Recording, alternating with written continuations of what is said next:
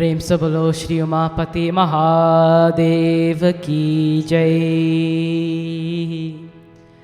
Let us all now join in opening prayers to Bhagavan Ganesha.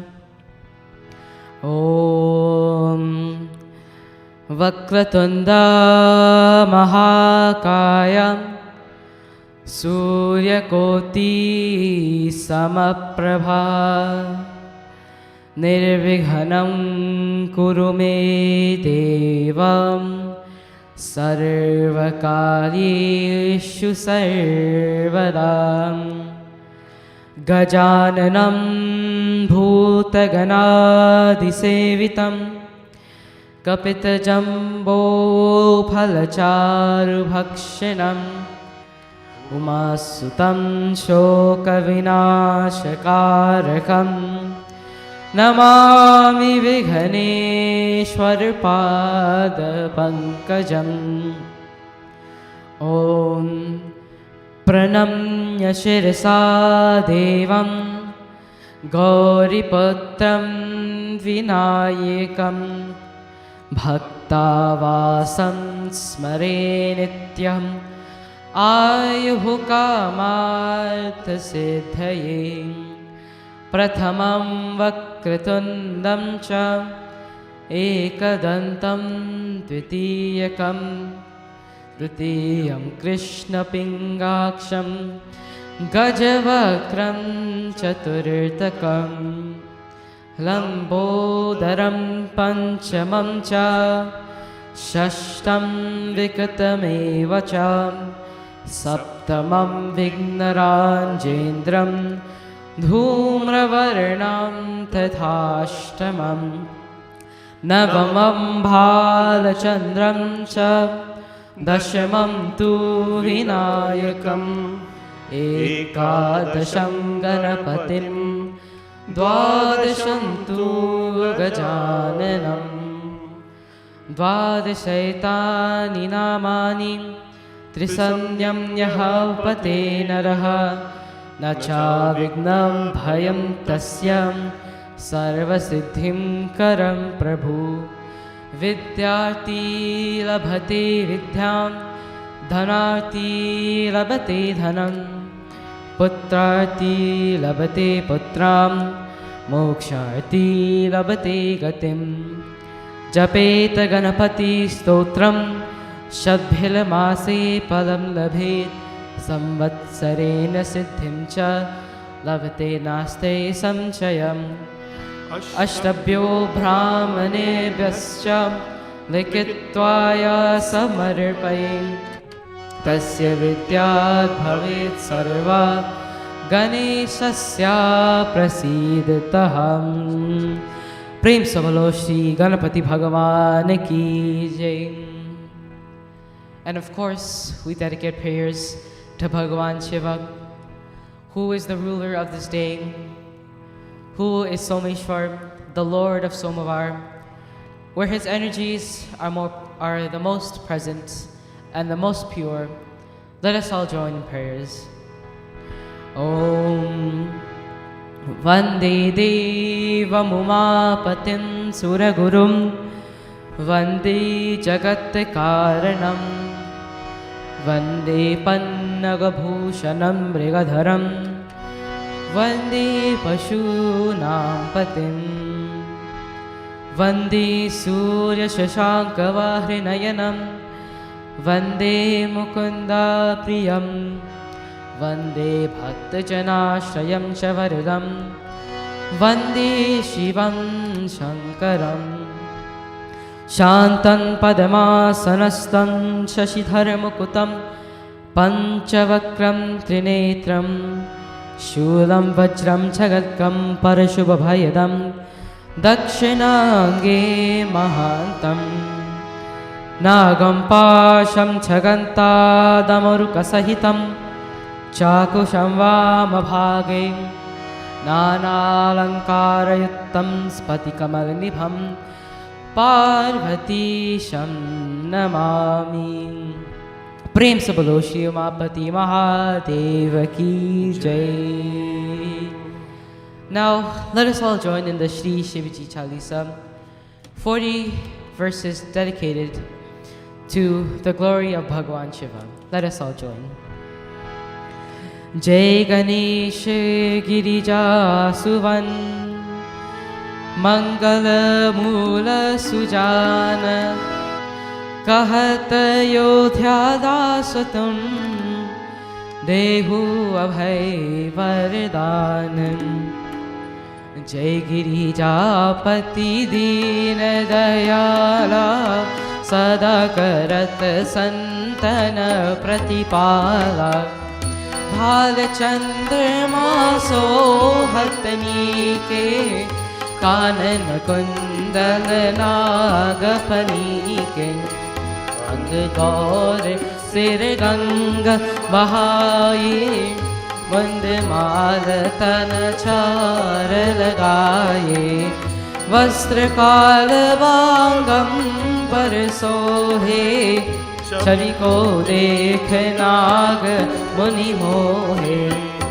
मैं मातु की हवे दुलारी बाम अंग सोहत छवि न्यारी कर त्रिशूल सोहत छवि भारी करत सदा शत्रु न क्षयकारी नंदी गणेश सोहेत हम कैसे सागर माध्य कमल है जैसे कार्तिक श्याम निर्धन रायो या छवि को कहीं जात न खाओ देवन जब ही जय पुकारा तब ही दुख प्रभु परिवारा किया उपाद्रव तारक भारी देवन सब मिली तुम ही जुहारी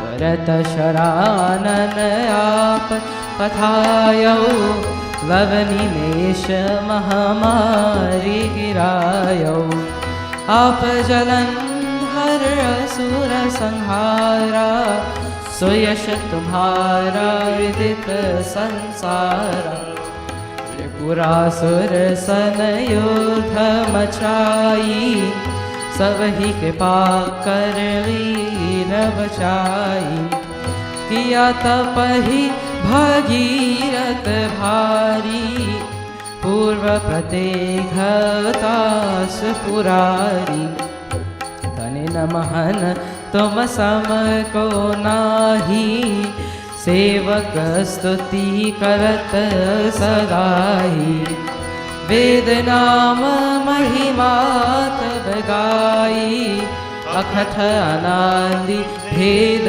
नहीं पाई प्रगति उदधि मंथन में ज्वाला जरे सुरासुर भई विहारा दया तह करी सहाई नीलकंठ तब नाम सुनाई पूजन रामचंद्र सब कीन्हा जीत के लंक विभीषण दीन्हा सहस कमल में हो रही धारी कीन्हा परीक्षा तब ही पुरारी एक कमल प्रभु राखे उजोई कमल नयन पूरन छह सोई कतिन भक्ति देखी प्रभु शंकर भय प्रसन्न दिए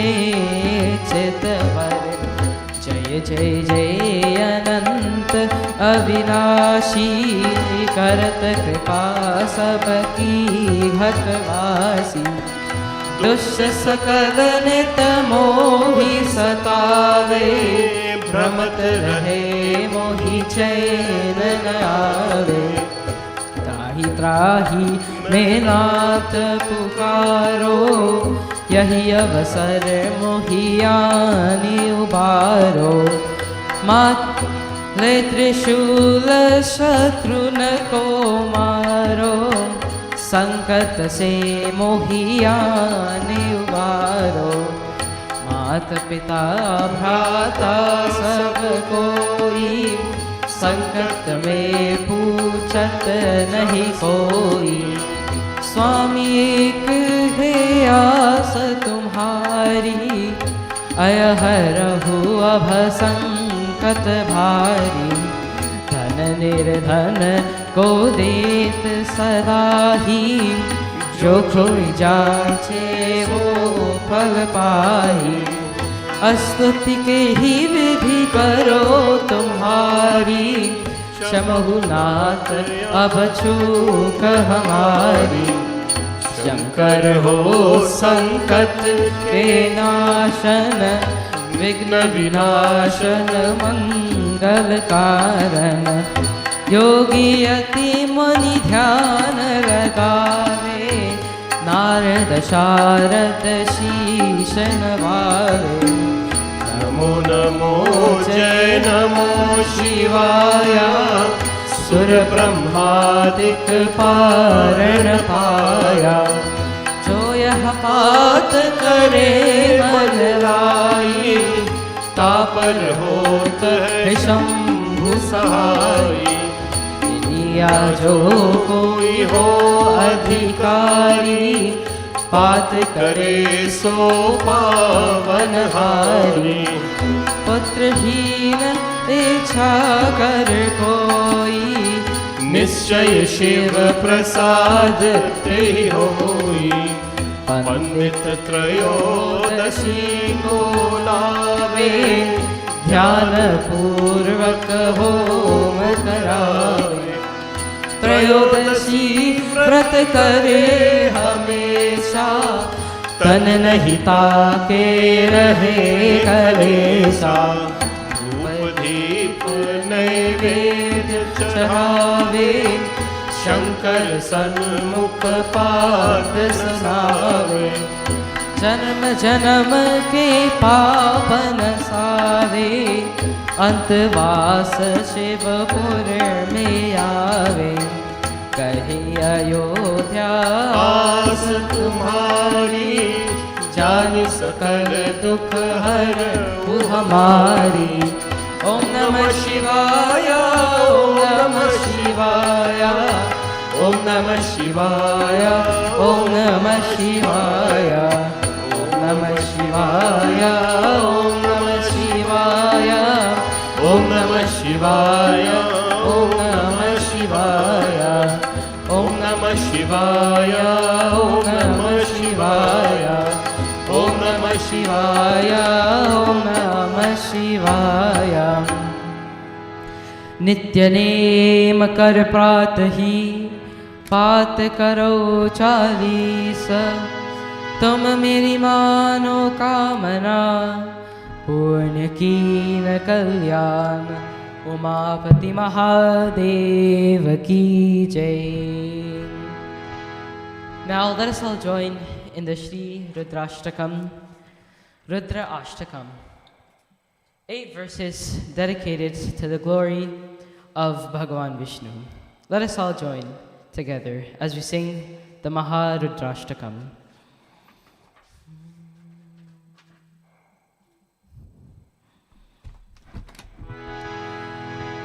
Namami Shamishan Nirvan Rupam, Vibhum Vyapakam Brahmaveda Sarupam, Nijam Nirgunam Nirvikalpam Niriham, Chidakashivakashivasam Bhajeham, Nirakar Omkar Moolam Tuliyam, गिरा ज्ञान कोतीतमीशं गिरीशं करालं महाकालकालं कृपालं गुणागार संसार पारं नतोऽहं तुषाराद्रिशङ्खाशिहोरं गहीरं मनोभूतिकोटिप्रभाश्रीशरीरं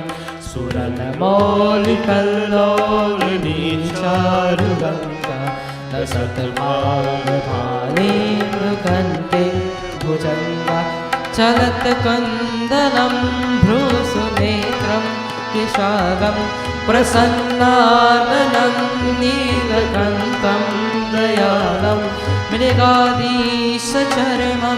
वरं मन्दमादं प्रियं शङ्करं सर्वनाथं भजामि प्रचण्डं प्रकृष्टं प्रगल्भं परेशम् अखण्डम् अजं भानुकोटिप्रकाशं त्रयशूलनिर्मूलनं शूलपाणिं भजेऽहं भवानीपतिं भावगम्यं कलातीतकल्याणकल्पान्तकारी सदा सज्जनानन्ददाता पुरारी चिदानन्दसन्दोहमोहापहारी प्रसीद प्रसीद प्रभो मन्मथारी न यावत् उमानाथपादारविन्दं भजन्ति हलोके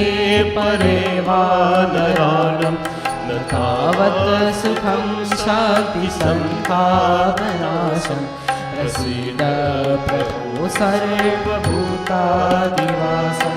न जानामि योगं जपं नैव पूजं नतोऽहं सदा सर्वदा शम्भुतोऽभ्यं जराजन्मदुःखोदताताप्यमाना प्रभो पाहि यापन्नमामीश शम्भो शमीशाननिर्वाणरूपं विभुं व्यापकं ब्रह्मवेदास्वरूपं निजं निर्गुणं निर्विकल्पं निरीहं चिदाकाशवाकाशवासं भजेऽहं चिदाकाशवाकाशवासं भजेऽहं नमामि शमीशाननिर्वाणरूपं विभुं व्यापकं ब्रह्मवेदस्वरूपं निजं निर्गुणं निर्विकल्पं निरीहं चिदाकाशवाकाशवासं भजेऽहं नमामि शमीशाननिर्वाणरूपं विभुं व्यापकं ब्रह्मवेदस्वरूपं निजं निर्गुणं निर्विकल्पं निरीहं चिदाकाशवाकाशवासं भजेऽहं चिदाकाशवाकाशवासं भजेऽहं चिदाकाशवाकाशवासं भजेऽहं। प्रेम से बोलो श्री उमापति महादेव की जय। And of course, how can we ever forget about the Shri Hanumanji Chalisa? 40 verses dedicated to the glory of Bhagwan Hanumanji. Jo shatabar pata kar koi, juta hi bandi mahasaka hoi. In this Shri Hanumanji Chalisa, it says, Jo shatabar pata kar koi. Whoever chants this Hanumanji Chalisa 100 times, then they shall achieve and experience the highest form of happiness one can offer. Now you see, what is this happiness? What is this supreme form of happiness that Hanumanji, or the Hanumanji Chalisa rather, talks about? What do they mean by the highest form of happiness?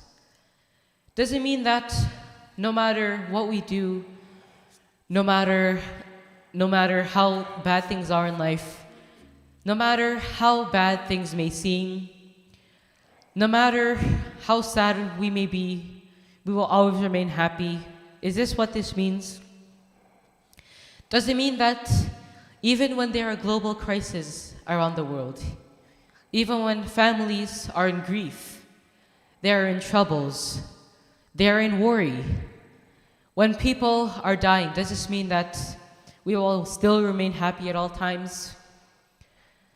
Does it mean that we may become sad at times, but through our happiness, we will be able to overcome this sadness that we are experiencing?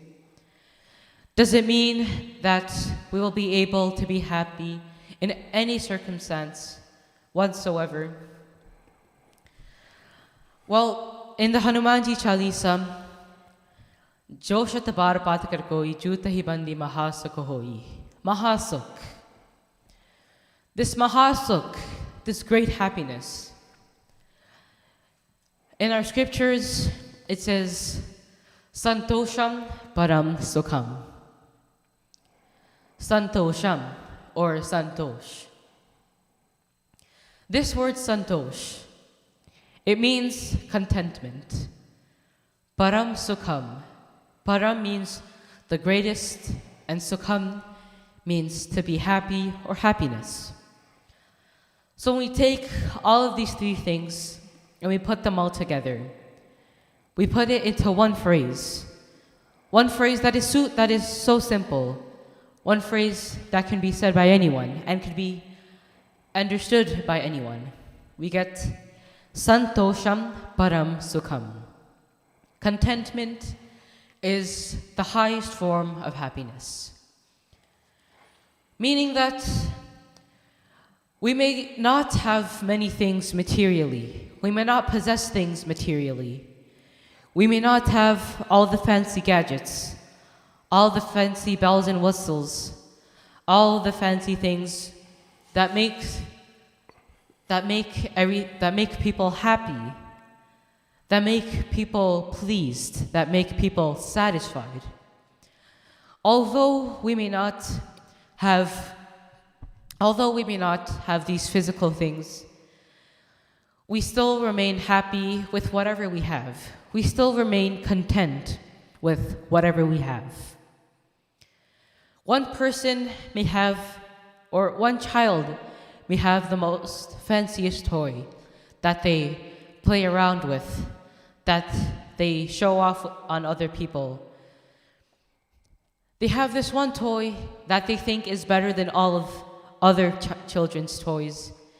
They think and they know that it is newer, greater, and more fun to play with.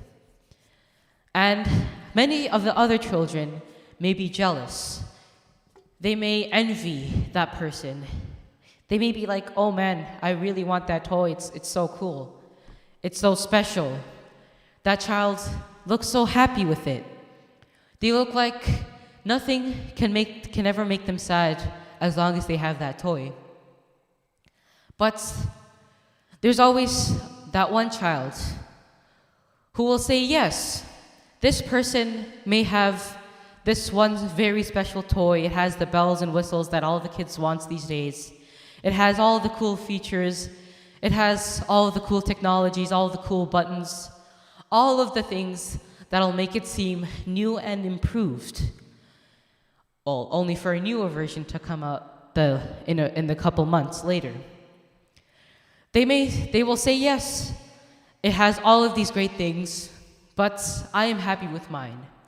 Or at least I have a toy to make me happy. And because of this, I'm satisfied. I'm satisfied that I have something at least to make me happy. I have something that I could relate to other people with. I could bring my toy and share it with other people and say, I don't need anything else. This is all I need, this is all I want, and I am content with it. You see, in life, we must always be like this. We must always be content with whatever we have. As you know, in North America, there's a lot of technology. There are a lot of advancements in technologies, hardware, many sorts of things. And yet we want more. We want more toys. We want more supplies. We want more supplies. We want more tools. We want everything. We want everything that comes out newer. We want the newer version of something. Only for a newer version than that to come out in the next year, or hey, maybe in a couple of months. We crave so much for one thing, only for it to be outshined by something else. We get something that's so new that we say will satisfy us.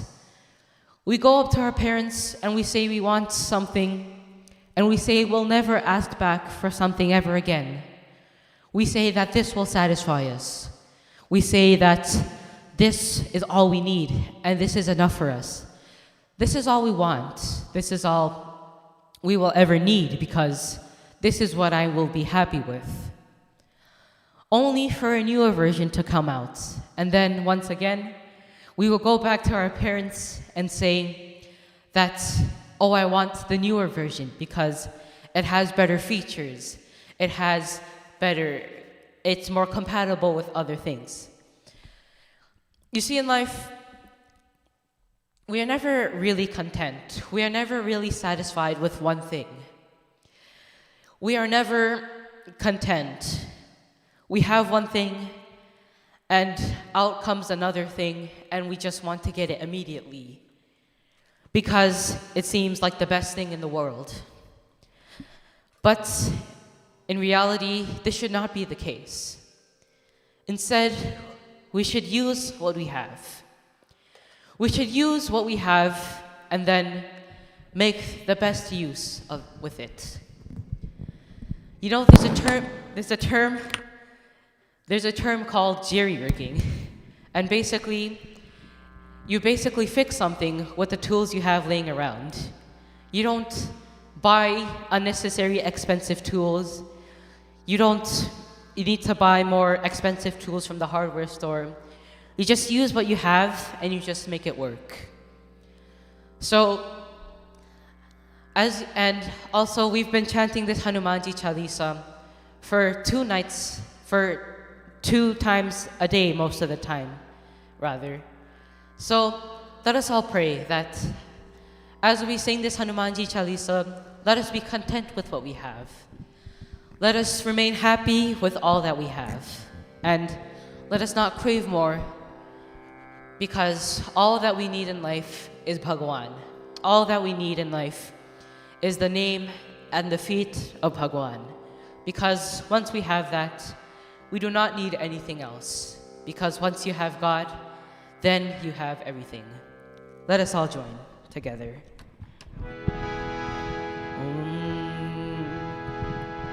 Shri Guru Charana Saroj Raja Nij Man Mukur Sudhar Barno Raghuvar Bimal Jasa Jodayaka Palachar Buddhihin Tanu Janike Sumiro Pavan Kumar Balbuddhi Vidya Deho Mohin Harahu Kalesha Vikar. Let us all join in the Shri Hanumanji Chalisa. Jai Hanuman Gyan, Jai Hanuman Gyan Guna Sagar, Jai Kapisha Tihu Loka Ujagar, Ram Dupa Tudeta Bhaldhama, Anjali Putra Pavana Satnama, Mahavir Vikram Bajrangi, Kumat Nivar Subati Ke Sangi, Kanchanavar Naviraj Suvesa, Kanan Kundal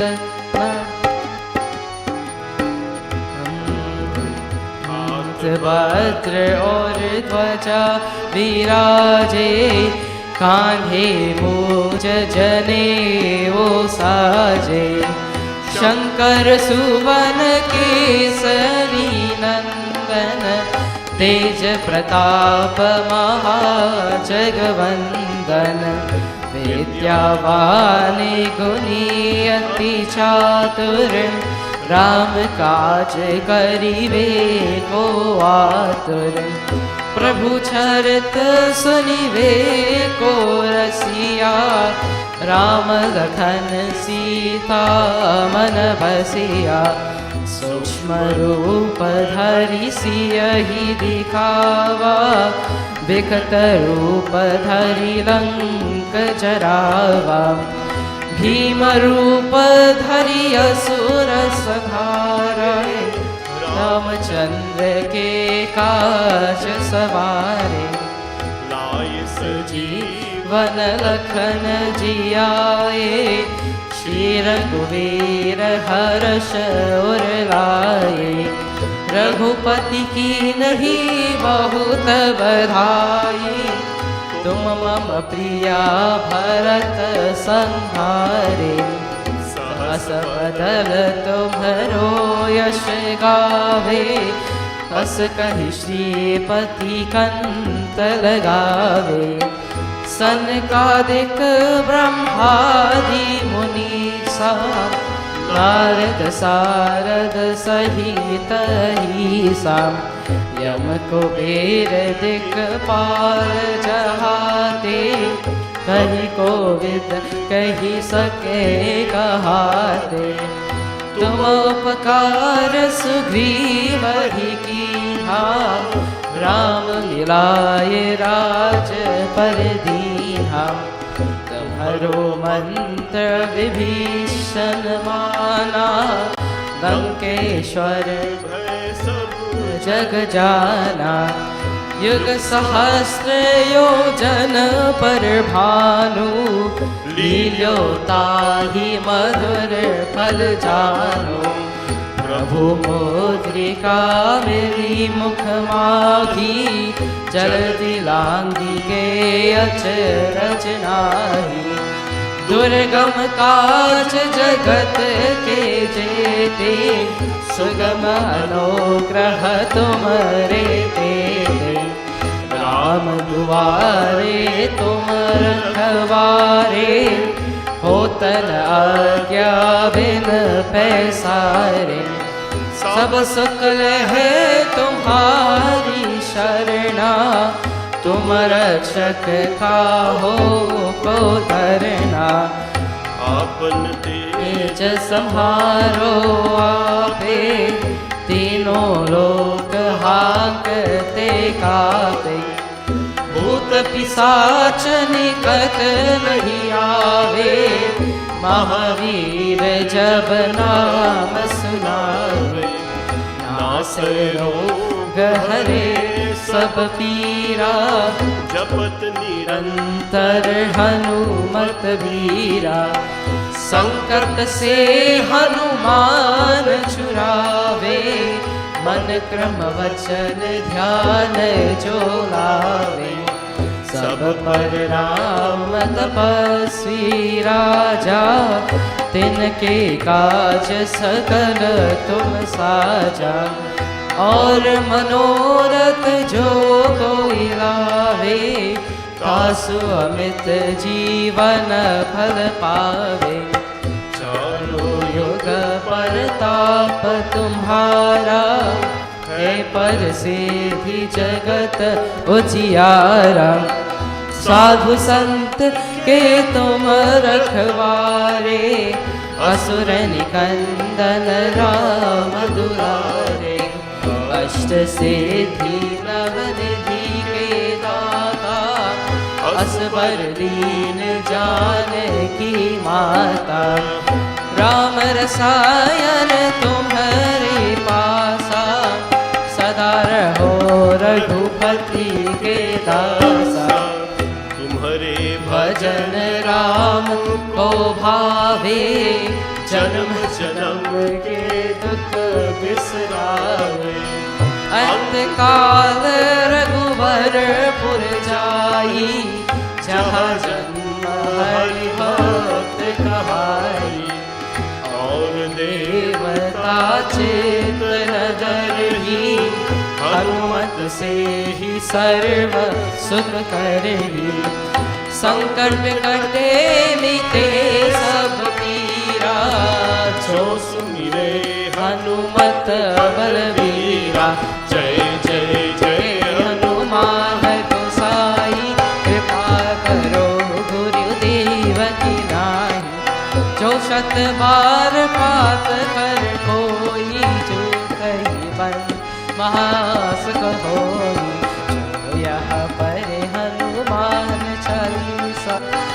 होए सिद्धि साखी होए सा।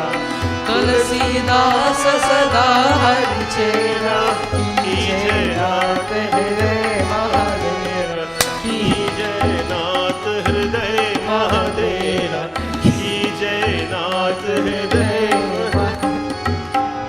पवन तनय संकट हरण मंगल मूर्ति रूप राम लखन सीता सहित हृदय में बसो सुरभूप। बोले पवन सुत हनुमान की जय, उमापति महादेव की जय। With the many praises that we give to Bhagwan Hanumanji, a lot of what we say is that, O Hanumanji, you are like an ocean of knowledge. You have an ocean of knowledge. If we can get just a little drop, a little tinge of that ocean of knowledge, then we shall be satisfied. We shall be content. But what really is knowledge? A lot of people come up with many different definitions to knowledge.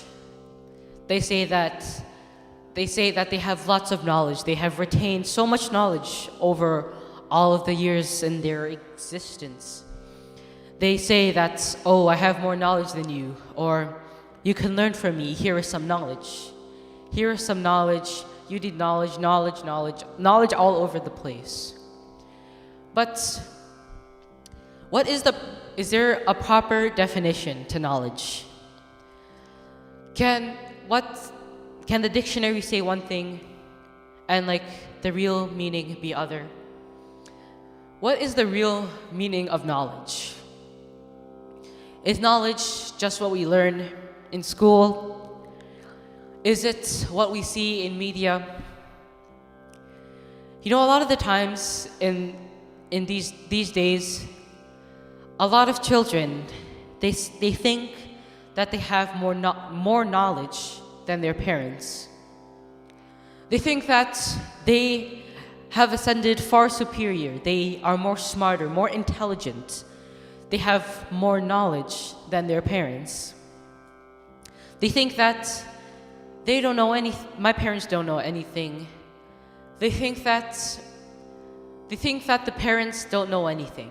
They think that they know more than the parents because they know more about technology, more about the real world, more about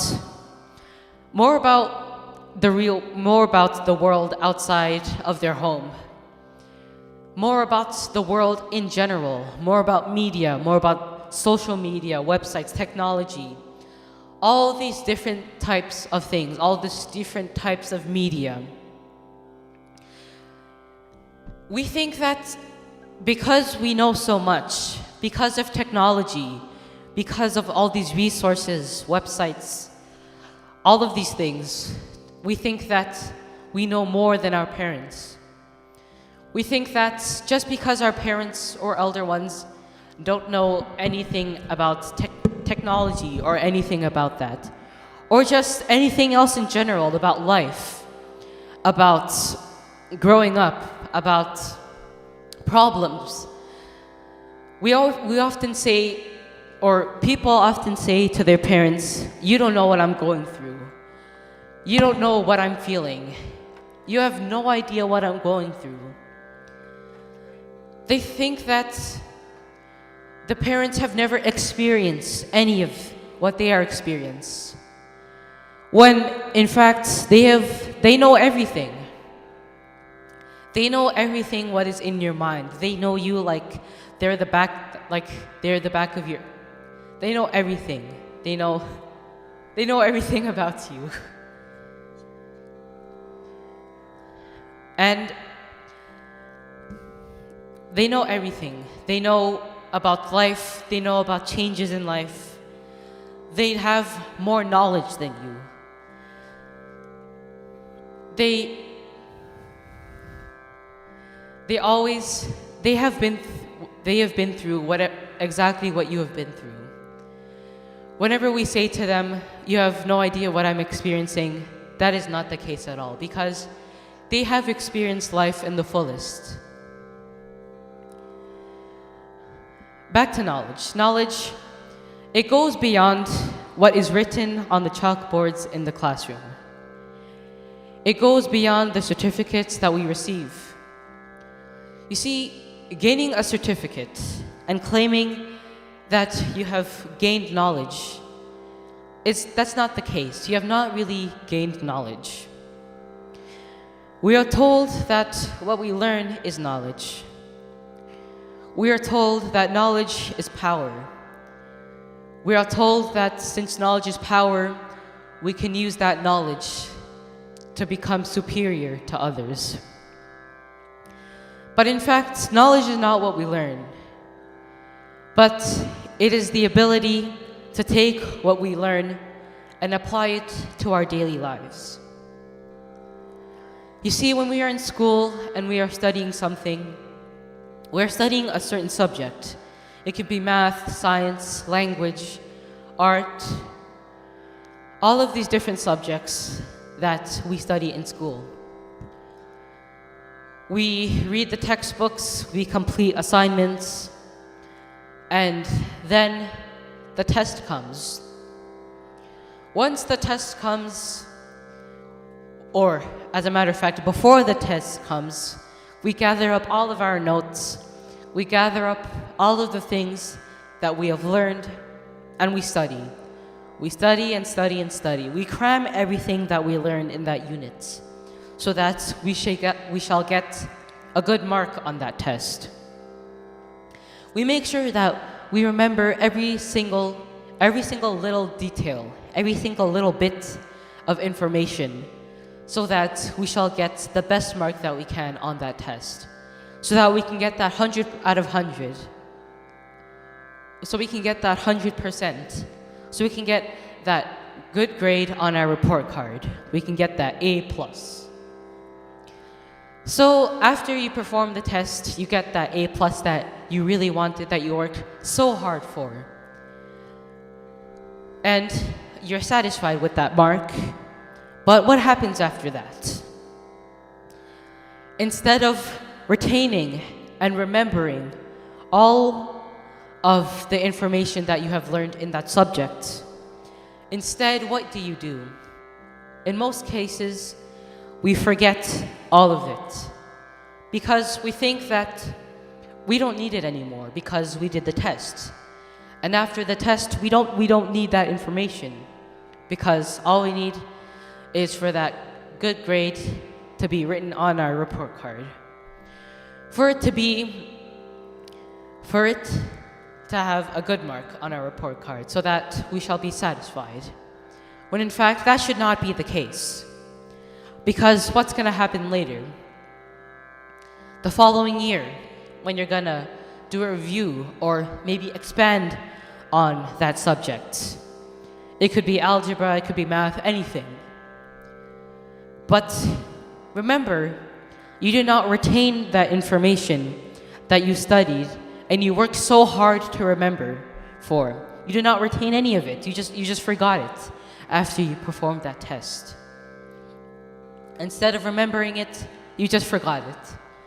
And once it comes back in the next year, once you have to expand on it, then you remember nothing.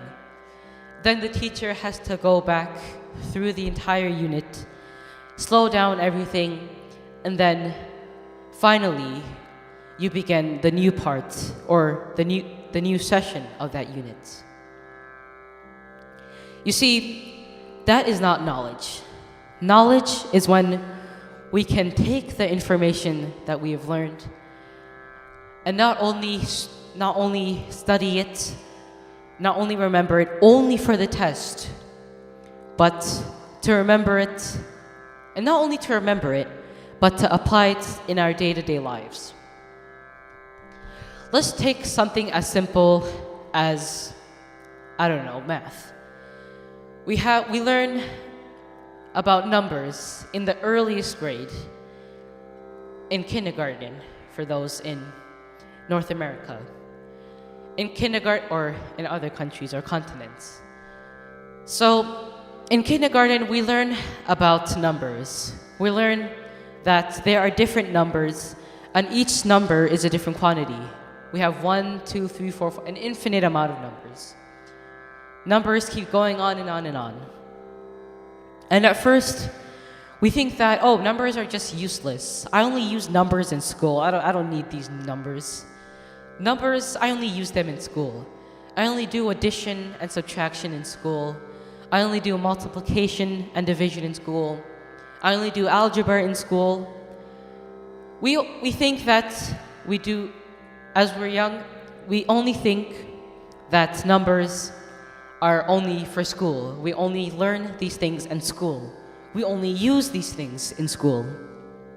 You see, I hear a lot of people saying that school is useless because most of what you learn is not applicable to the real life. And that may be so, but education is the foundation of our lives, you see.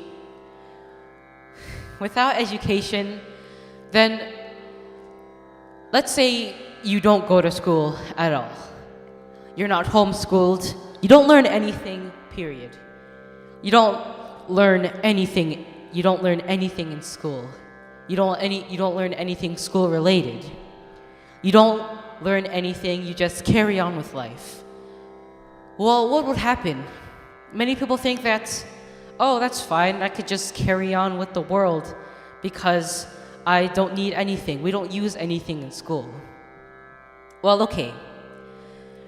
So, many people have a phone these days, and they type documents, they type texts. And you see, if it weren't for school, you wouldn't learn how to read.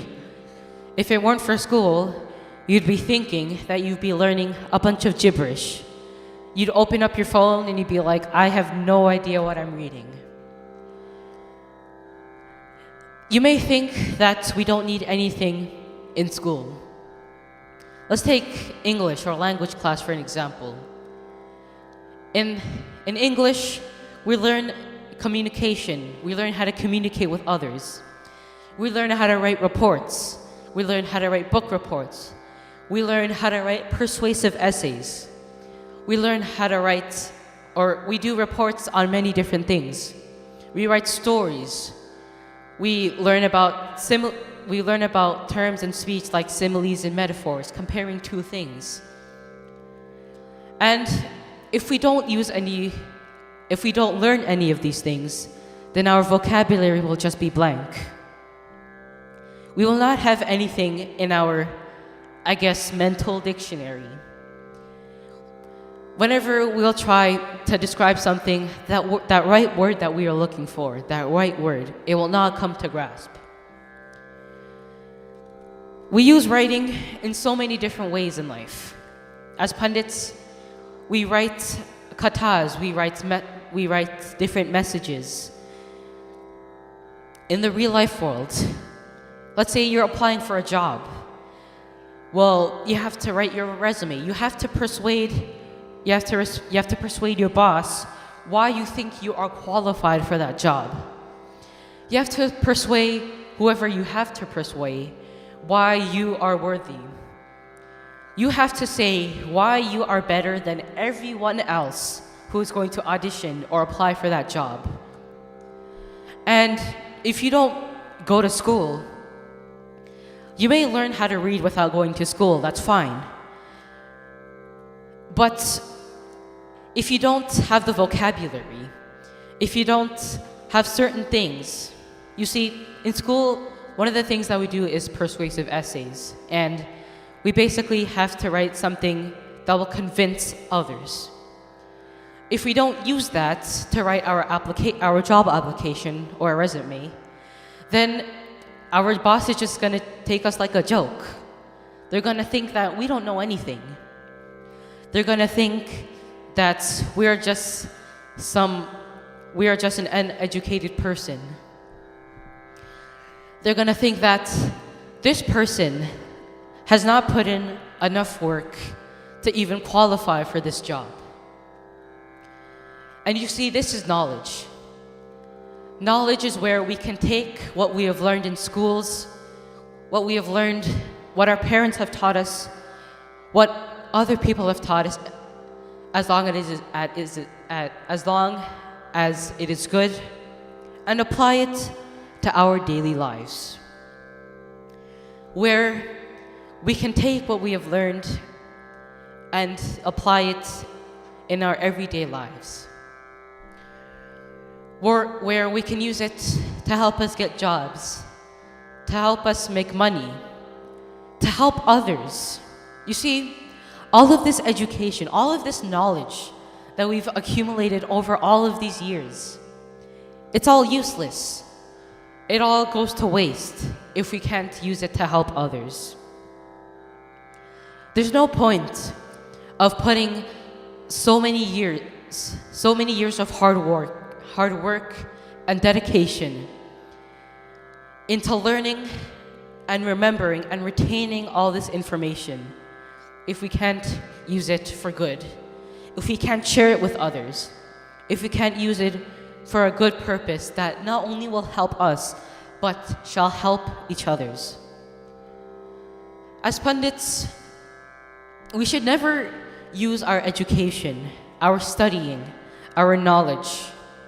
We must never use that to only boast about how great we are. Instead, one of our many purposes in life as a Brahmin and as a Pandit is to educate others and to make sure people do not go on the wrong path, but follow the path of God, righteousness, and dharma. Knowledge, it is a wonderful thing because we can do so many things with it. We can either use it for the bad, or we can either use it for the good and to help elevate each other. We have chanted the Shri Shivaji Chalisa, and today I would like to discuss one of my favorite verses from this Chalisa. What is it saying? Ek kamal prabhu rakhe ujoi, kamal nayan puran chahan soi, katina bhakti dekhi prabhu shankar, bhaye prasanna diye chitavar. Ek kamal prabhu rakhe ujoi, kamal nayan puran chahan soi, katina bhakti dekhi prabhu shankar, bhaye prasanna diye ichitavar. A beautiful verse from the Shri Shivaji Chalisa. What does this verse say? Eka kamala prabhu rakhe ujoi, kamala nayana purana chahan soi. This verse explains a little story.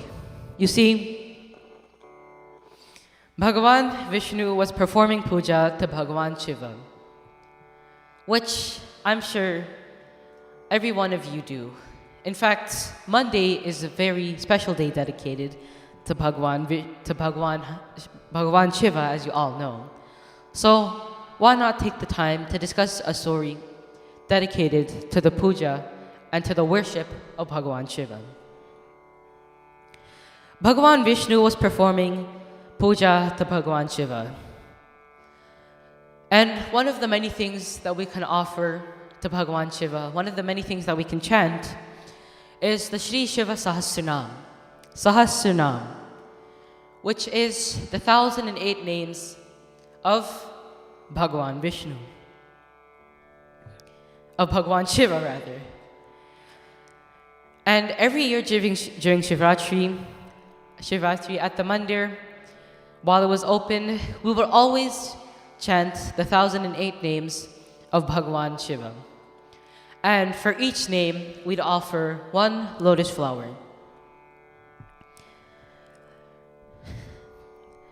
The lotus flower Now, it's a very special flower. It's a very, very special plant. It is not only favored by Bhagwan Shiva, but it is favored by every other deity. That's only one of the many special things of the Kamal flower.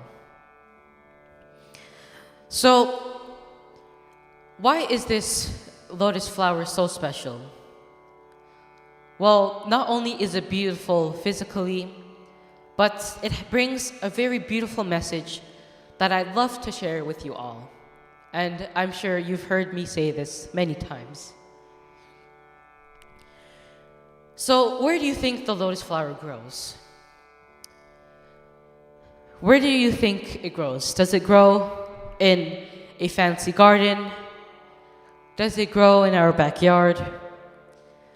Does it only grow in certain places where it's a certain temperature and it is a certain climate? Does it grow in certain countries? Where does this flower grow? Well, yes, it does grow in certain countries. But why can't we just see it in our backyard? Why can't we just see this flower anywhere? Why can't we just buy at the supermarket a lotus flower seed or a lotus flower? They sell tulsi all over the place, and one of them is the Bhavani Shankar Mandir gift shop. You see the tulsi plants. You see them everywhere. You can even see them at the supermarket sometimes. You can access it from a lot of places, puja stores, many places. So, why isn't this always the case with the lotus flower? Why can't we just grow it anywhere? Why can't we just grow it in our house, where our house is clean? Of course our house is clean, and we want to keep our plants in the most pristine condition, in the most caring of surroundings, so that we may have the right clean surrounding for the plant to grow in, so that it does not die before we, use it for puja or for any other purposes. So why can't we just grow this lotus flower in our puja rooms, at our altars? Well, for those who are in Guyana or many other places where the lotus flower grows, you will notice that it always grows among the mud or places where it's not really the most cleanest. Most of the time, they don't grow in clean places. They don't grow in fancy gardens. They actually grow in places where it is not the most cleanest. They grow in the mud and the soil, among the worms, the insects, and the bugs. I myself have seen this. When I was in Guyana in July and August, I would sometimes drive by and see lots of lotus flowers planted, growing naturally, of course. But it will always be near the mud or places where it's not the most clean.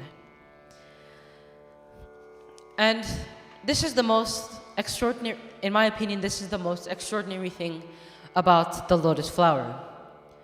Because you can see that the lotus flower is growing in the mud.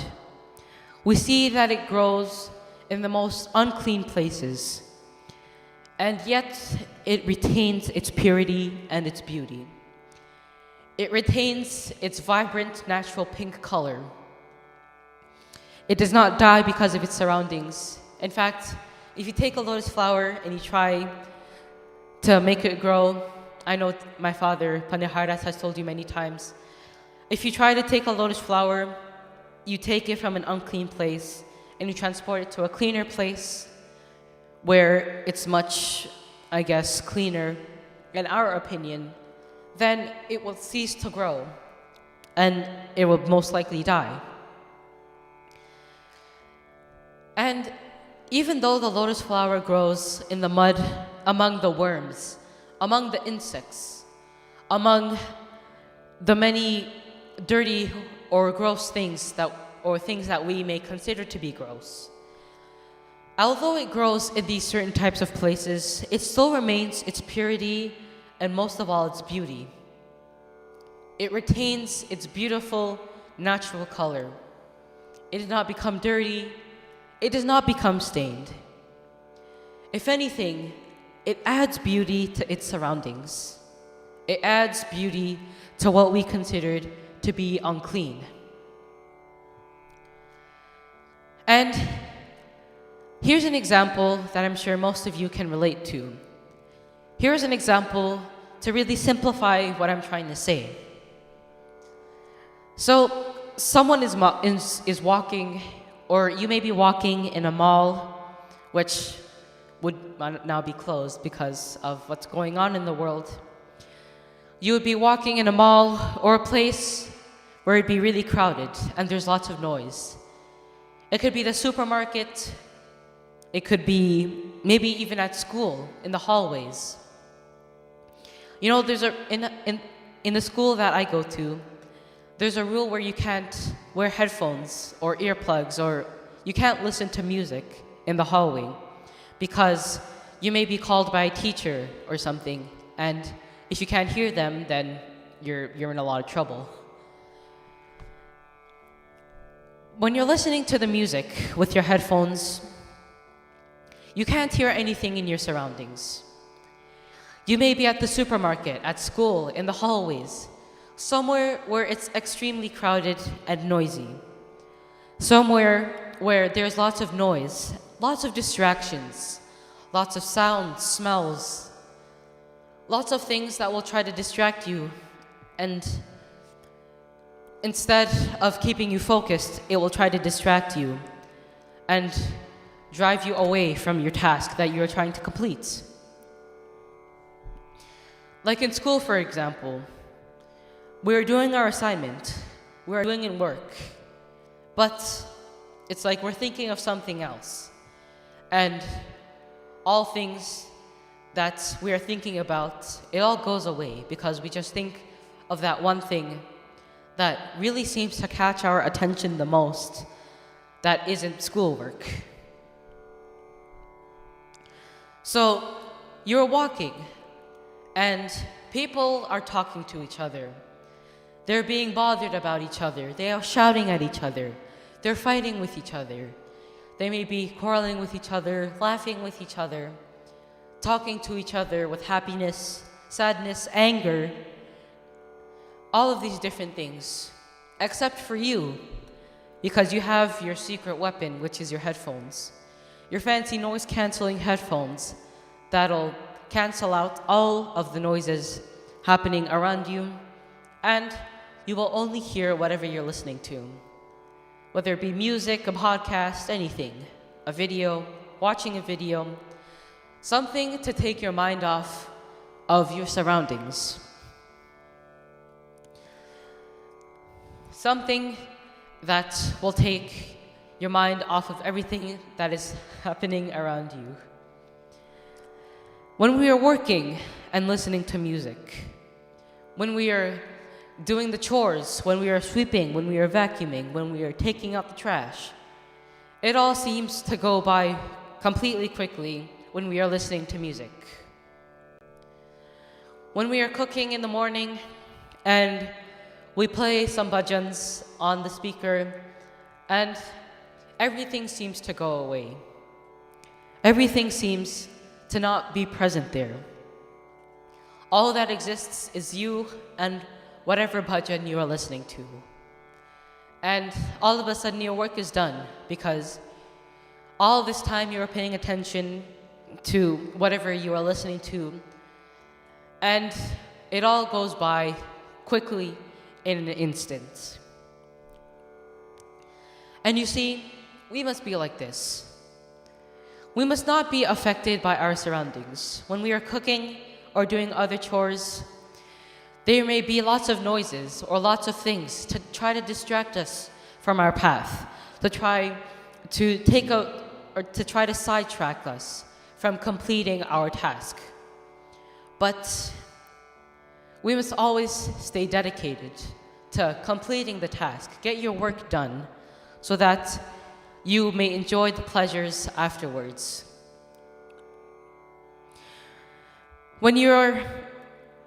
Before we perform our puja, we chant the sankalp. And this sankalp that we chant, it is a vow that we take to always be focused on Bhagavan Vishnu, or whoever we are worshipping in that puja. Man krama vachan, dhyana jo lave. One of the things that we chant in the Shri Hanumanji Chalisa.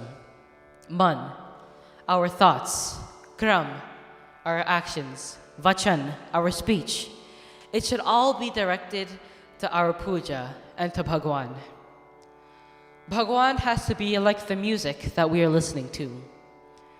Bhagwan has to be like our headphones to cancel out all of the distractions in our lives, all of the different distractions, all of the different annoying things that will try to sidetrack you. Someone may be walking, they may be on the phone, but you still remained focused, laser focused on your puja. Of course, while Bhagavan Vishnu was performing his puja, of course he was focused and dedicated to completing the worship to Bhagavan Shiva, because those two are inseparable. Now, this is the part that I really love about this story. You see, Bhagavan Shiva, he wants to play a little trick. He wants to put Bhagavan Vishnu to the test.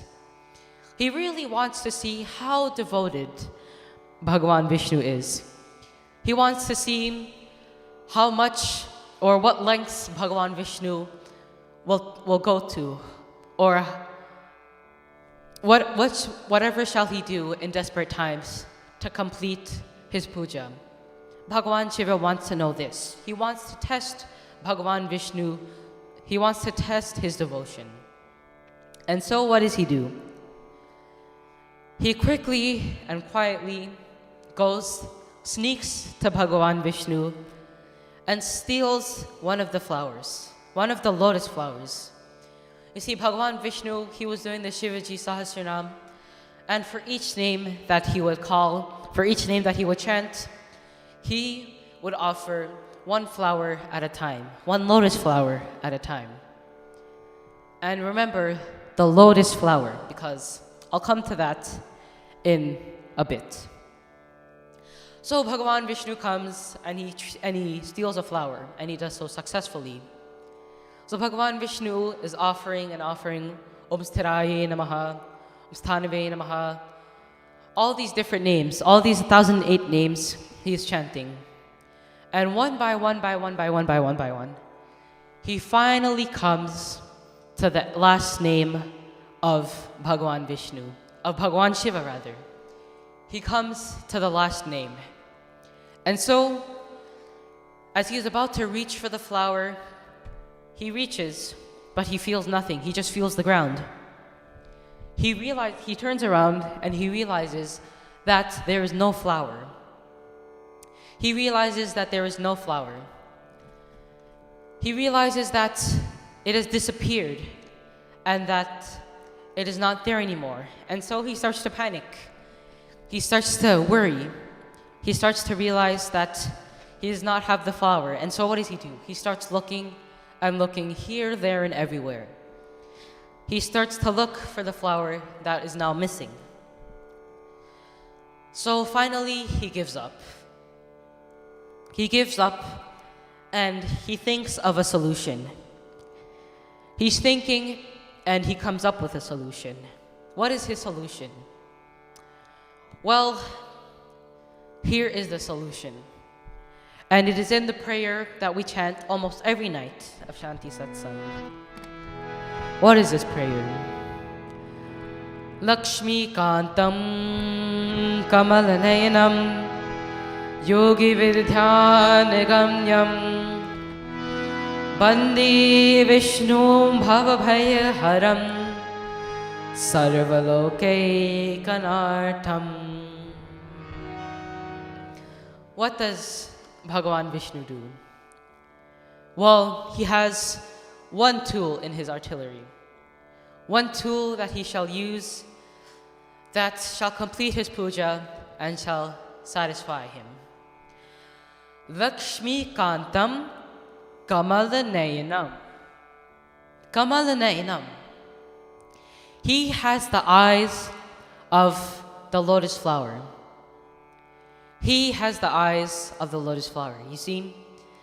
And instead of looking for the flower, instead he gave up and he was about to offer his eye, which is equivalent to the lotus flower, to Bhagavan Shiva. Of course, Bhagavan Shiva stopped him and explained what he did to test his devotion. Of course, we must always be devoted to Bhagavan Shiva. We must always not be distracted. What must we learn from this? We must always be like the lotus flower. We must not be distracted by our surroundings. We must not be affected by our surroundings. But at the same time, we ourselves must not distract ourselves from completing the task. And that task, it can range between anything. From performing puja, from doing many other things. And secondly, to use our knowledge for good. Knowledge is to make sure that we may learn and accumulate all this education, all this information. But without knowledge, knowledge is the power to retain all of it. And without knowledge, all of it goes to waste. Prem Sabalo Shri Umapati Mahadeva Ki Jai. Please forgive me if I've made any mistakes. And don't go anywhere because now my dad Pandit Hardat is now going to come and continue this session of Shanti Satsangh. Please don't go anywhere. Stay tuned and continue watching. Prem Sabalo Shri Gantapati Bhagavan Ki Jai. Shri Umapati Mahadeva Ki Jai. Bhavani Shankar Bhagavan Ki Jai. Please stay tuned.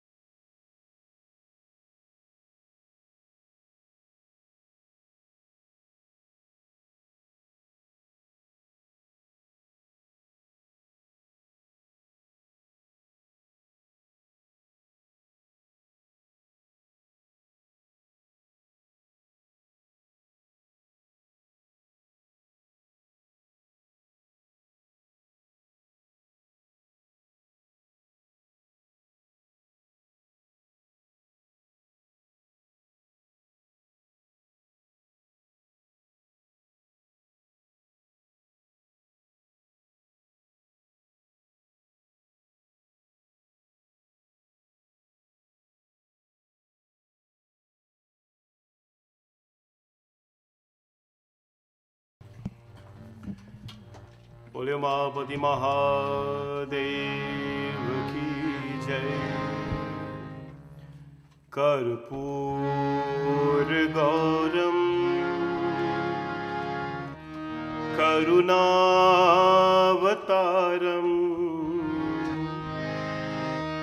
संसार सारम भुजगेन्द्रहारम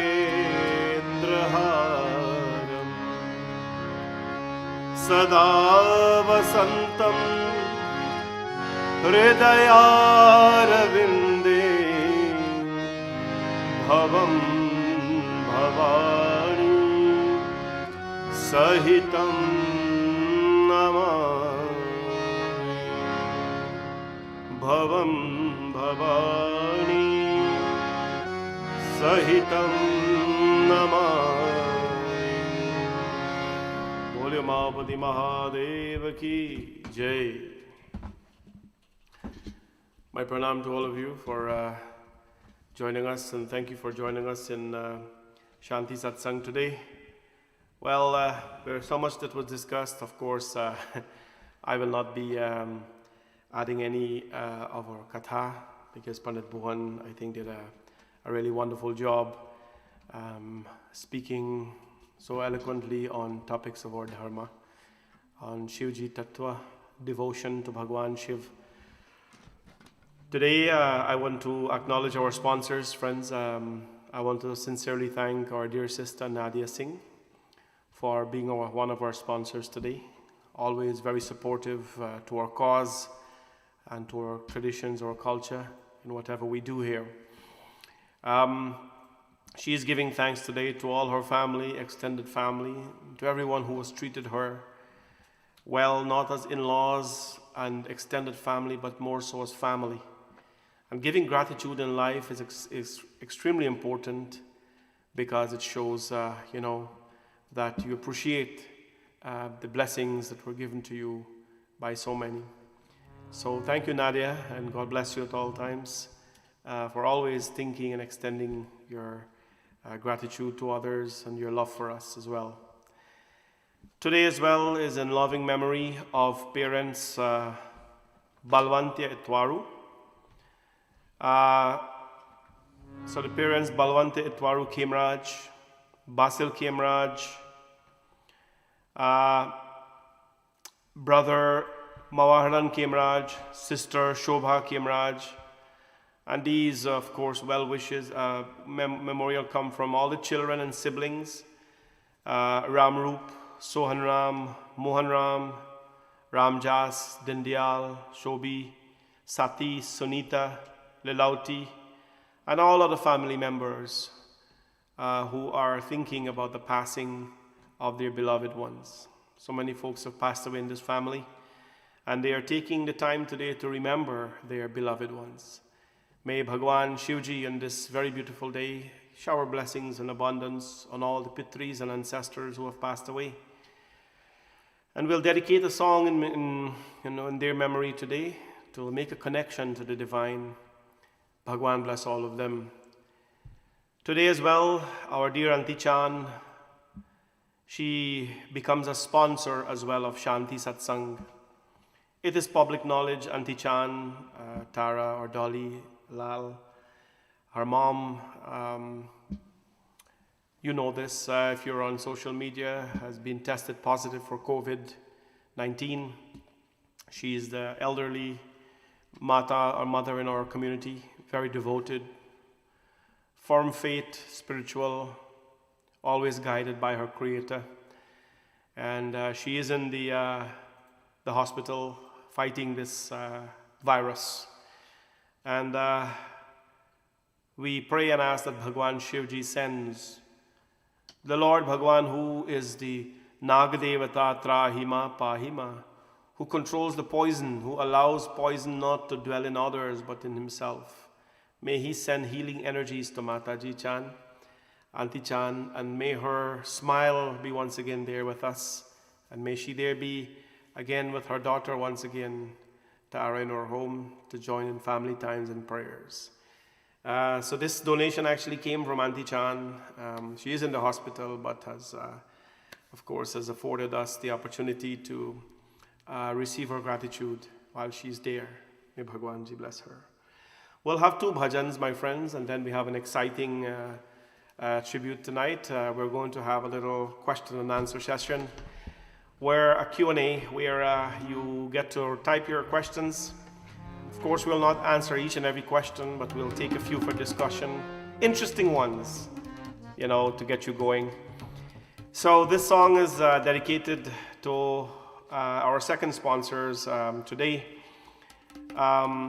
In loving memories of Balwantya Itwaru Khemraj, Basil Khemraj, brother Mawaharan Khemraj, sister Shobha Khemraj, from all the other siblings and so on, and family and friends, this Bhagwan Shivji Bhajan is dedicated to all of you. And then the second song will be dedicated to our dear sister Nadia. and I will sing a few verses of prayers for Auntie Chan tonight, and then we'll begin a nice interactive at 8:30 or so, a nice interactive session. Please enjoy this beautiful bhajan. Samay Ek Tara, dedicated to Bhagwan Shiv Ji. समय एक तारा जब बोले जल थल नभ में मधुर रस बोले ओम नमः शिवाय ओम नमः शिवाय ओम नमः शिवाय ओम नमः शिवाय समय एक तारा जब बोले जल थल नभ में मधुर रस बोले ओम नमः शिवाय ओम नमः शिवाय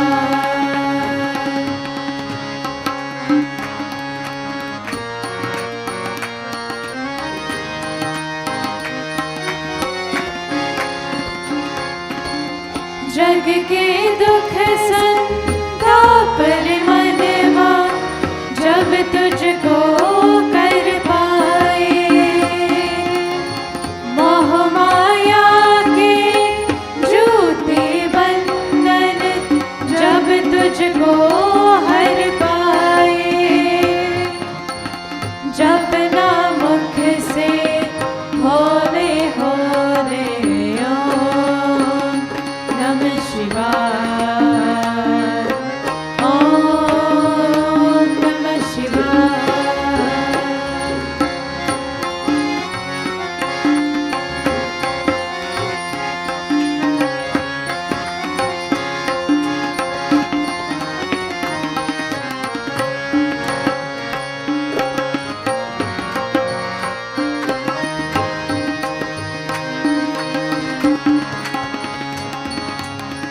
जब तप में है सच्चा सुख है क्या लेना चल बल से पतित पावन नाम है उसका नाम है जल से जीवन के चार दरिया डोले ओम नमः शिवाय ओम नमः शिवाय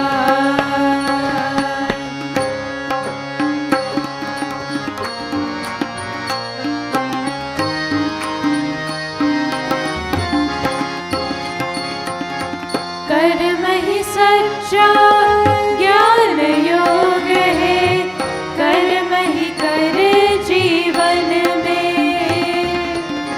कर्म की उत्तम कीर्ति दुनिया के उपपावन में दया धर्म का बीचक बोले ओम नमः शिवाय ओम नमः शिवाय ओम नमः शिवाय ओम नमः शिवाय समय एक तारा जब बोले जल थल नभ में मधुर रस बोले ओम नमः शिवाय ओम नमः शिवाय ओम नमः शिवाय ओम नमः शिवाय ओम नमः शिवाय ओम नमः शिवाय Bhagwan Bholenath's blessings to all the Khemraj and extended family who has passed away. And Bholenath Bhagwan, who lives in the crematorium, he lives where he receives us when cremation happens. He lives and, of course, awaits the soul to purify it. May Bhagwan Shivji offer blessings to all of them. Our dear sister Nadia had requested a bhajan as well to sing for someone in her life who has made some inspiration as well, and as extension to all the family members as well in her family. This bhajan for Bholinath Bhagwan dedicated to your dear sister. Please enjoy the blessings of Bhagwan Shivji. Shivnath तेरी महिमा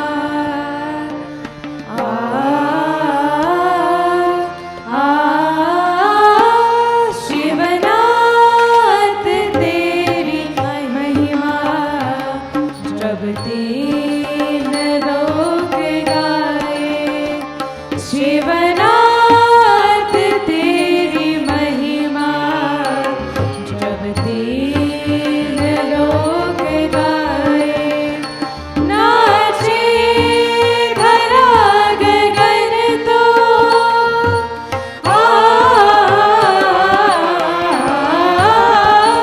नाचे धरा गगन तो झूमे दशो दिशाएं शिवनाथ तेरी महिमा जब तीन लोक गाए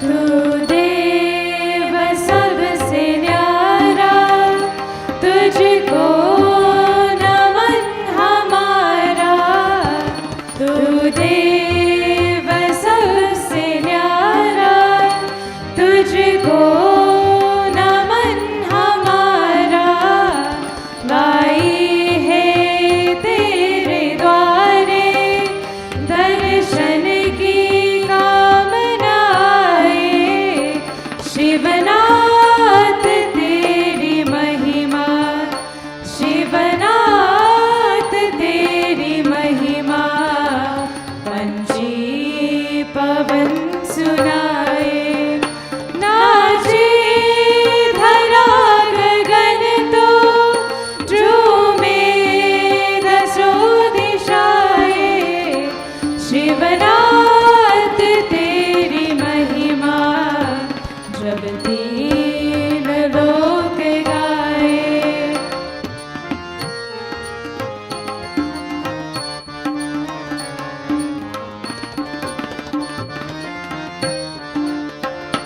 मस्तक पे चंद्र आधा है रूप तेरा साधा मस्तक पे चंद्र आधा है रूप तेरा साधा आई है गंगाधारा देकर तेरी जताए शिवनाथ तेरी महिमा शिवनाथ तेरी महिमा तारे गगन के गाए नाचे धरा गगन तो झूमे दसो दिशाएं शिवनाथ तेरी महिमा जब तीन लोक गाए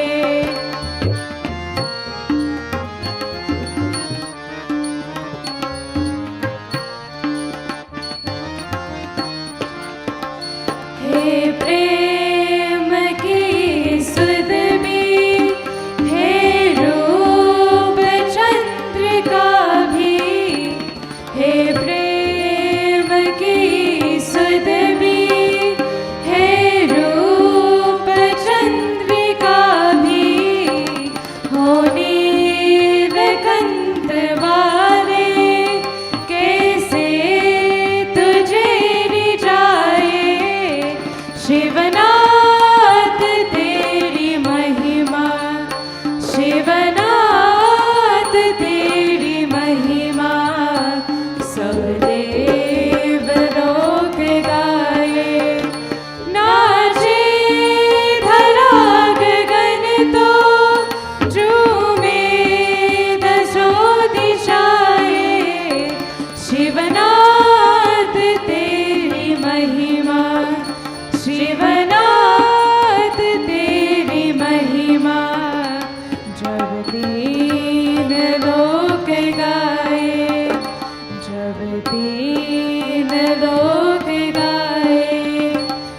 जब तीन लोक गाए।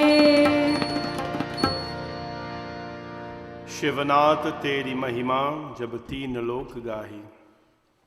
Your Mahima, Shivji, your greatness, your abundance of energy and bliss is being sung and praised by the three worlds that we believe in. Friends, I'll do a dedication to Auntie Chan, and this is a mother of our community. And in her tender age, her gentle age that she's in, of course, and this COVID-19, it's not a fair match, but prayers are medicine. Prayers make the impossible become possible. Let us together sing 2 verses of Nirvana Shtakam to Bhagwan Shivji. And what we're saying, Chidananda Rupa Shivoham Shivoham. We are not the mind, not the body, not the intellect. We are nothing. Nacha prana sankhyo nabe panchavayu. We are not the 5 ears that reside in the body. We are not the prana. We are nothing. We are just one with Shiva. We are here to become one with Shivji. After this dedication, you can start thinking your answers and probably start typing them. We'll have a look at them. Your questions, rather, on YouTube and on Facebook, and we'll give them a shot. So let us pray together. Mano Buddha Hamkar. Chidananda Rupa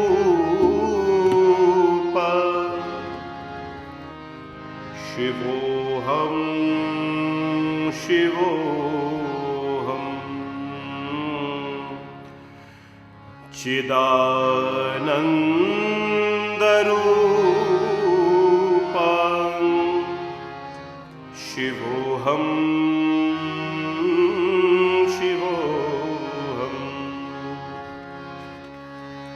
मनोबोधहंकार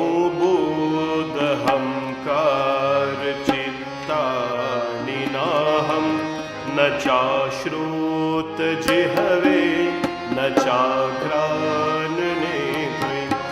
मनोबोधहंकार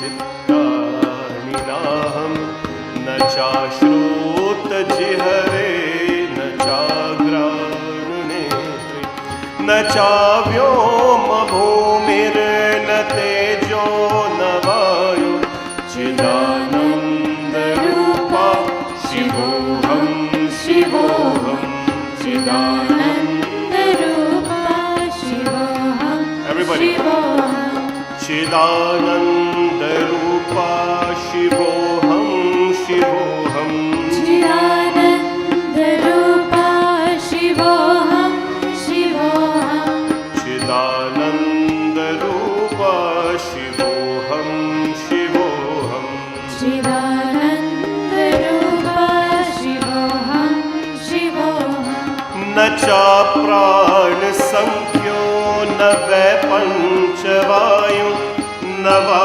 सप्तधातुर्न वा पंचकोश न वा पानिपादं न चोपस्थपायु चिदानंद रूपा शिवोहम शिवोहम चिदानंद रूपा शिवोहम शिवोहम न मे द्वेष रागो न मे लोभ मोह मदो नैव मे नैव मात्सर्यभाव न धर्मो न चार्थो न कामो न मोक्ष चिदानंद रूपा शिवोहम शिवोहम चिदानंद रूपा शिवोहम शिवोहम न पुण्यं न पापं न सौख्यं न दुःखं न मन्त्रो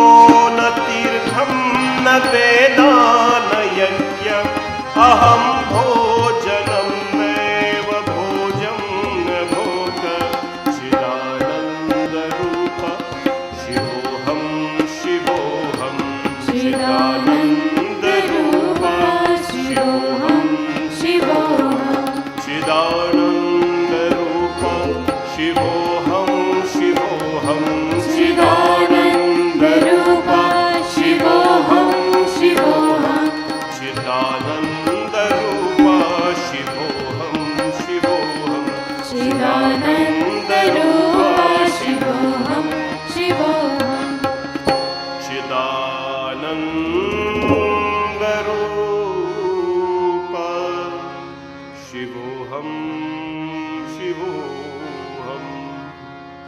बोले शिव शंकर भगवान की जय. May Bhagwan grant her strength and abundance, and our prayers and our love, I know, is felt by her. I pray and hope that she makes a speedy recovery. Jai Shankar Bhagwan. So friends, I will now have a little bit of interaction with you virtually, because this is the purpose of us being here, to celebrate, to give gratitude, to pray for, and all this. And it's a mixed, nice program. I want to make sure that everyone has a chance to get a piece of everything, because the program really is meant for this. So, is there anything that is confusing to you as a Hindu? Have you ever seen something as a Hindu that you don't ever understand, or didn't make sense, or you need a clarification on it? I would like you to perhaps type your questions, both on YouTube and on Facebook. Don't be afraid to anything you can type. We'll look at it. So there we go. Ivy Narayan. My question is, why do we use a piece of gold in a funeral service puja? First time I was in a peaceful and learning. Yes. So Ivy was at a funeral we did on when was it? Saturday. Saturday we did a funeral for Uncle Bobby. And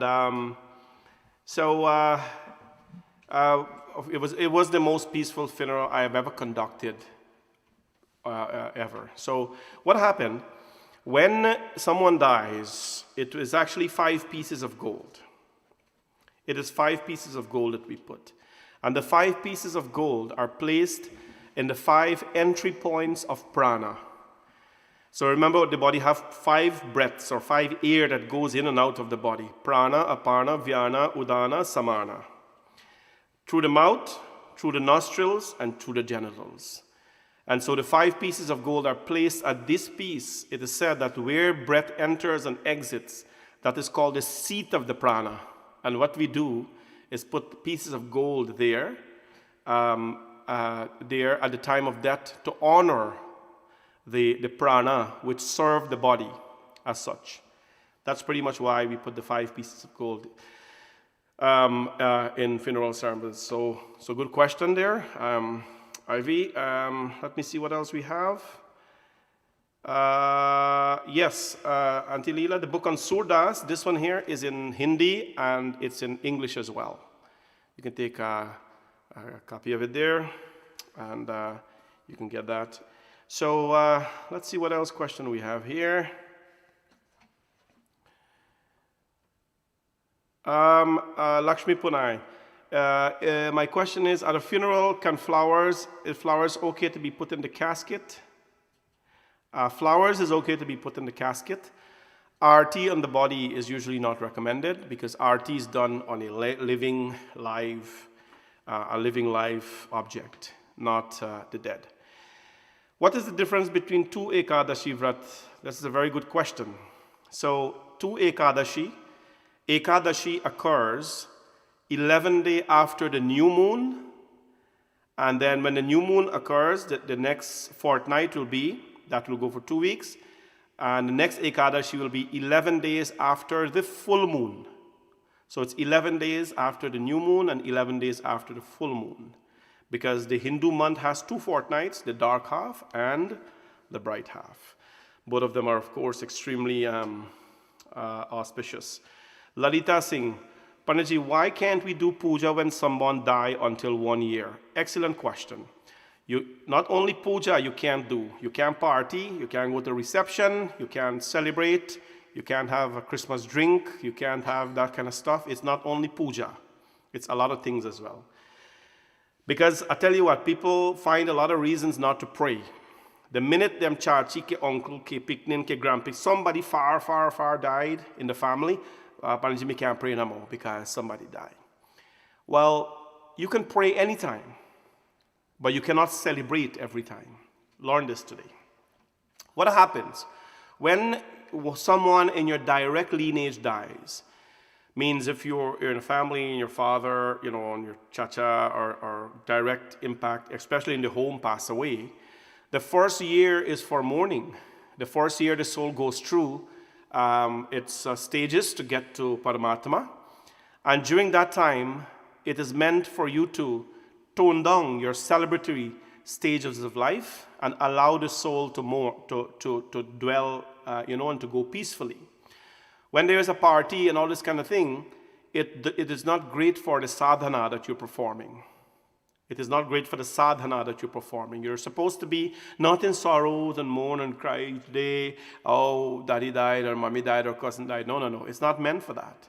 The 1 year period is to allow your sadhana, your practices and your prayers to suppress all types of things to allow the soul to grow. Now, not only puja, you can do puja in your home, you can do, like we do online puja, and you can do that stuff, but you cannot do anything celebratory, like a jandi or a big satsang and things like that. Those are called celebratory things. As well, you cannot do parties. You shouldn't be partying at a reception because it's not considered, that's considered, celebration. So that's that. Let's see what else we have. So we do 2 Ekadashi. Kavita D Singh, why do we offer 5.5 rot to? I don't know why we have for 5.5 rot. There is no reason for it. I offer 108 rot. I offer 10 rot. I offer 1 rot. Sometimes I offer a piece of rot. In the eyes of Hanumanji, there is no requirement of the number of rot you can offer to him. So it's not limited to 5.5. That's a tradition, I think, that was brought up by some and carried on by others. Let's see. What else do we got? Do gods die? And why do they reincarnate into different avatars? So just like gods don't die, Krishna Bhagwan never died. As the Bhagavad tells us, the unborn cannot take birth and the deathless cannot die. So why do gods take different avatars? Because for the fire work, you need a fireman to do. For the doctors, you need people who are trained in doctor work to do. Bhagwan takes avatar depending on the work that's there to be done. When there's politics, when there's sweetness that has to happen, Krishna came. When there's laws that had to be set, Ram Bhagwan came. So depending on the work, the Lord will take that form and he will come. So let's see here. I love him. Next one here. Can you please explain the correct way of doing arti in the end of a jandi at home? Yeah. So the way of doing arti is, in general, in your home, let's start with your home, is when the arti is doing Jai Jagadish Hare, it's called Jai Jagadish Arti, or it's called Hanuman Arti, or Ram Bhagwan Arti, or Krishna Bhagwan Arti. It is not called people arti.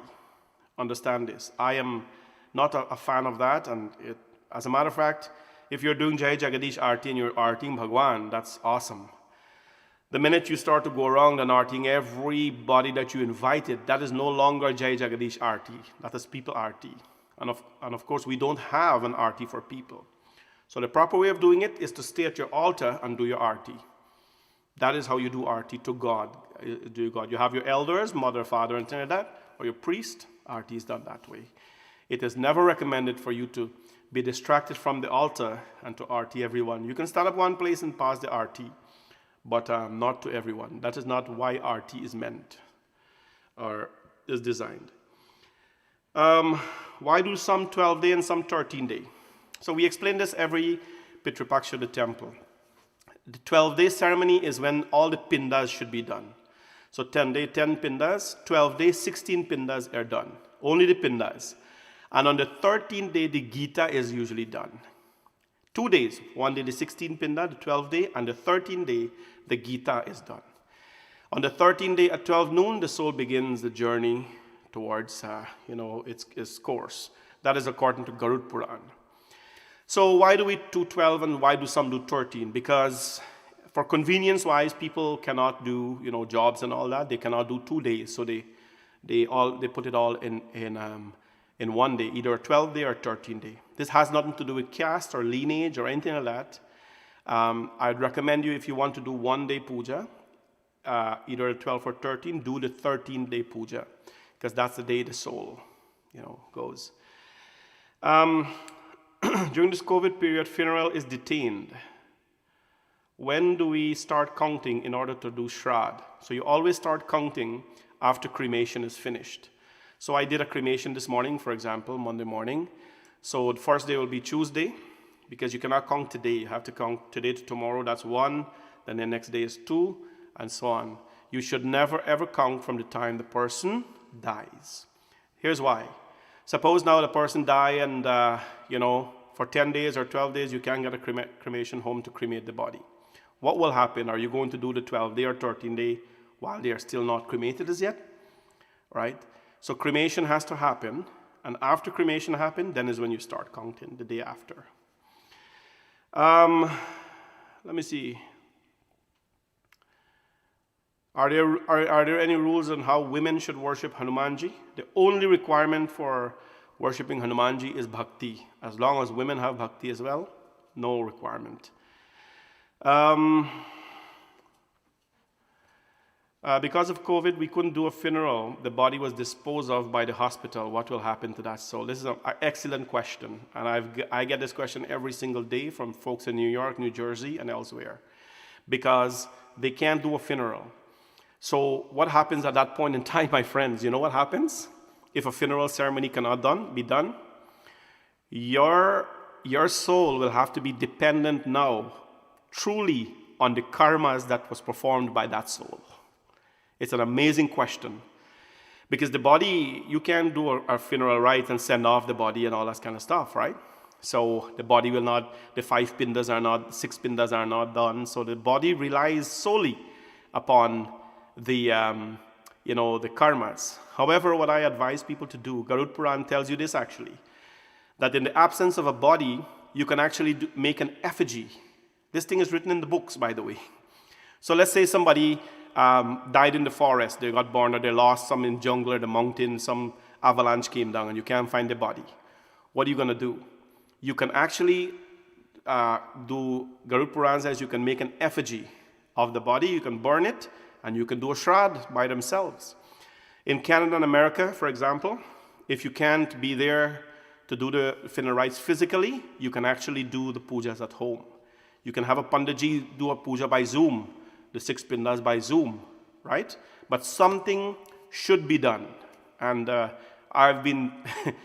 have been very busy on the phone providing this guidance to people, because if you wonder why I'm so busy, it's because we are in a predicament where funeral homes in some places do not allow you to be there to do it. So excellent question there, Maharani Khan. Why do some people raise 2 flags and some people do 1 flag for Hanumanji? The right way is to raise 2 flags for Hanumanji, 1 for him and 1 for his son Makardwaj. That's another story though. During Pitru Paksh, we are allowed to offer fruits. Yes, you are allowed to offer fruits to your altar anytime, Pitru Paksh or any other time. Panditji, as you mentioned, I saw Aarti done before when someone passes away and family members did. Thank you. Yep. So what happened here, Chandra Ajayasri? So Aarti, but what you see what happens at a funeral, there's a lot of things that people shouldn't do. So Aarti, for example, when people insist on doing it, I say no problem. Now, there is nothing wrong if you do it, but it is no benefit. If you Aarti a dead person, you're not getting any benefit at all. No benefit, because in a dead person, there is no negative aura. It's not going to help them be happy or anything like that. But people, you have to understand that, sorry, I see a question on YouTube there. So you have to understand that at the time of death, what happens? People want closure. Like this whole sindoor thing as well, pulling down sindoor, and so that's nowhere found in the books. Like if a dead man wears sindoor or put on sindoor, it means that a dead man can, whatever. But people do it. I say, I am telling you there's no meaning to it, but if you find closure doing it, you do it, right? You do it. There's no benefit to doing it other than bringing closure to yourself. Are the benefits of Purnima and... Panditji, after a death in a family, I noticed in the immediate family do a monthly satsang. That's compulsory. It's important because on a monthly basis, the Panditji will give you a time where the soul transcends to another planet, and it is wise to do a monthly satsang. Not compulsory, but highly recommended. Are the benefits of Purnima and Ekadashi Vrat the same? They can be, but Purnima is a different impact itself. Ekadashi is for something very, very different, but they all both are extremely benefit. Darshani, Omar Amlal first. Why do some pundits request buy slippers, clothing, pot, spoon? I've never actually recommended that people buy slippers and blankets and everything, because you physically cannot offer that to the dead. They're gone already. The soul is not going to wear the blanket. The pundits usually take that stuff home. So some people want to buy it, but in never ever have I given someone a list and say you must get gold cow and this, and give, when rain fall, go and give somebody an umbrella outside, let them walk. If somebody feels cold, give them a blanket. But there is no virtue in giving that to someone when they die. I don't know why other pundits do it, because I can't speak for them. Darshani, our prayers and get well. Okay, that's wishing Auntie Chan well. Which deity we should not offer tulsi to? You should absolutely not offer tulsi to Ganesh ji. Never offer tulsi. There is a story behind them, Ganesh Prasad and so on. Never offer tulsi to Ganesha. Viola Mahaden. Sorry, we have a YouTube question here. Let's go to this one here. Why is it appropriate to do the deceased puja 12 and 13 days? So we touched a little bit on this. Just like bringing the body, there is a science to bring a body into this world. Disposing the body as well, there is a science to do that. Right? As we dispose a deceased body, the body is made up of Chitta, Jala, Pavan, Gagana, Sharira, 5 elements. We, with gratitude, return those elements back to nature, to creation. And the 6th pinda is offered to return back the mind. Then on the 10th day, because a physical body doesn't exist anymore and the soul needs to travel, we do 10 pindas, which make an astral body. You know, if you see this movie, Doctor Strange, by Marvel, they talk about the physical and the astral body. This is Hindu stuff. So on the 10th day, we create an astral body so the soul can use that to go back on the 13th day to the divine. You all must come to our Pitripaksh Garud Puran. We talk about death and dying and the whole thing there on, we actually stream it as well, so you can tune in. Can a female become a pandit? Of course they can become a pandit, but there are certain rituals which are restricted from performing. But definitely, in India they have, not pandit, when we say pandit, we're talking about guys like me and so, but females can do vakta, they can give lectures and stuff like that. Happens a lot in India for sure. Why do you need a Mahapatar to do dead work? Very good question. I don't know if many people know what's a Mahapatar. A Mahapatar, technically what happens, there was a time when the priests, even in India today, the Panditji do not go to the crematorium. They do not go to the crematorium to, do the dead work, do the pindas and so on the funeral day. They have special people doing that stuff there. In Manikarnika Ghat in India, they do that as well. Because the priests are dedicated to doing priest work to the deity. So the Mahapatar were the ones who did the 10-day and the funeral preparations and things like that. You don't have them a lot anymore though, but the priest today fulfills all of these responsibilities. These are amazing questions, guys, and I'm so excited, and we'll try to get as many of them as possible. We'll go a little bit over 8 o'clock. Explain 9 o'clock rather. Explain Panchak and death. So when someone dies in Panchak, it means that, Panchak, Panch means the 5. Panchak means 5 inauspicious planets for death. These planets are only applicable to death.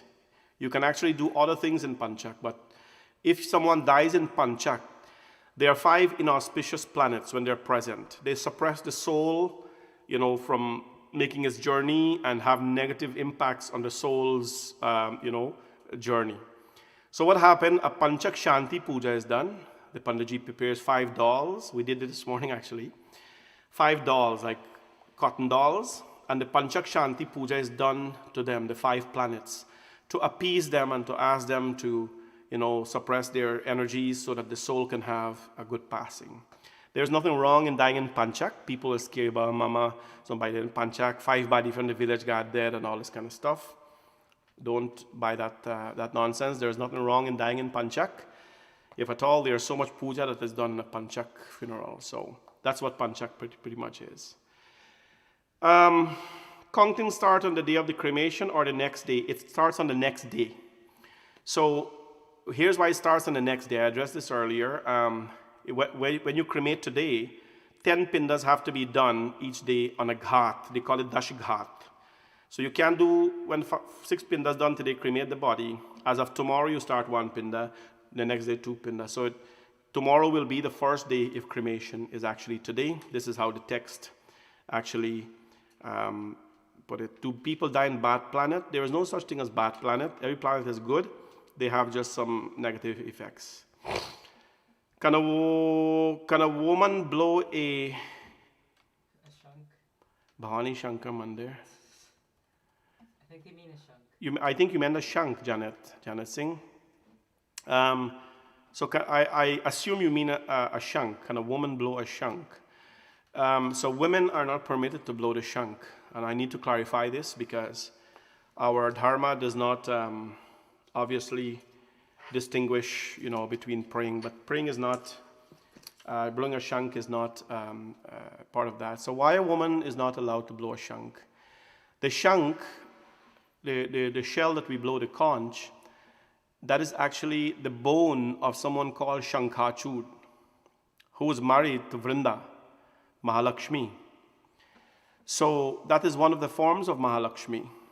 So when Shankachud was destroyed by Bhagwan Shivji, one of the conditions then was that if any woman puts their mouth on the shank, it is like, putting your mouth on, Mata's, husband and somebody else's husband.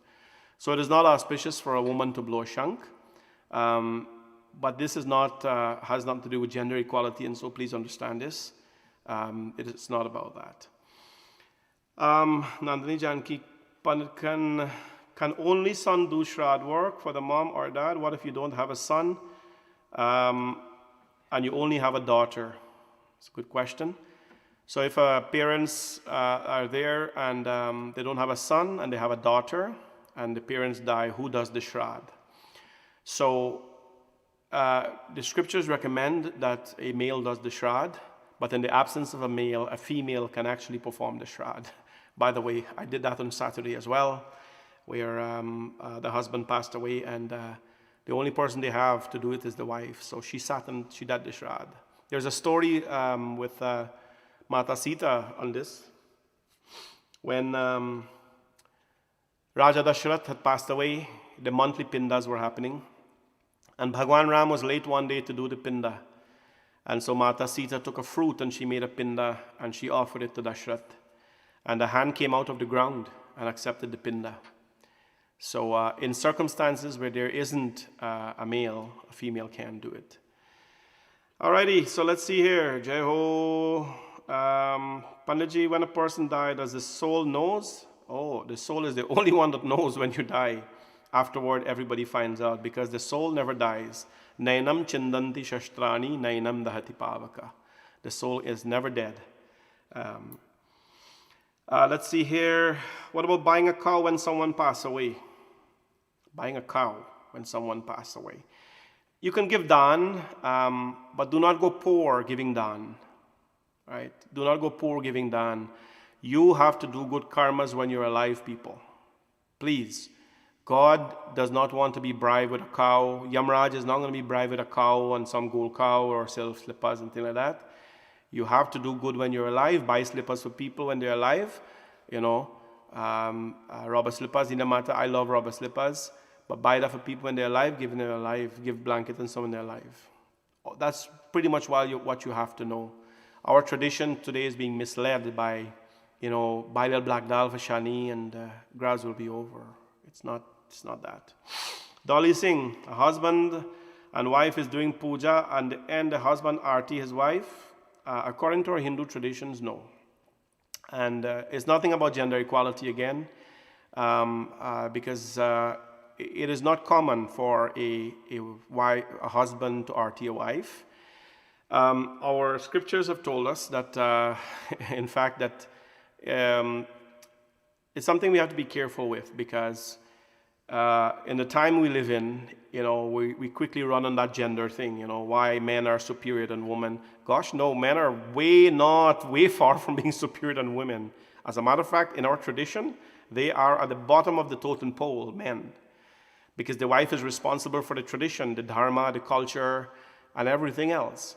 But as in our traditions, it is believed that a wife doing seva, pati seva, brings her, emancipation. So it is not typical for a man to do RT to the wife. Can a woman blow shank? We talk about that. Why do you give a gold cow during dead work? I touched on that already. Why do we offer tulsi to Lord Shiva? So there is a mixture of this here. There is no writing I have seen where they say tulsi shouldn't be offered to Lord Shiva. There are some interpretations that led people to believe that. But if you go to a place like Varanasi, where Shivji Bhagwan is Vishwanath, Hari Bhai, they have big tulsi, fresh tulsi malas that they put around Bhagwan Shiv. The milk has tulsi inside and so. So practically around the world where Shiv Puja is done, tulsi is offered to the Lord. What is the meaning of the women wearing sindoor? That is a whole hour discussion. Ideally, a woman wearing sindoor means a couple of things. To identify that they are married, first of all. It's an identity that they are married. And secondly, there is a science behind it. The kumkum is actually chemically enhanced to create reproductive energies in a woman when they wear it here. That's why unmarried women should not wear sindoor, because you don't want to have any energy, chemical energy enhanced for reproduction when you're not alive, when you're not married. Well, that's your choice. But so the kumkum is placed there to enhance the reproductive energy of a woman. And as well, our tradition, Ma Sita wore the sindoor here so that Ram Bhagwan's life can be long.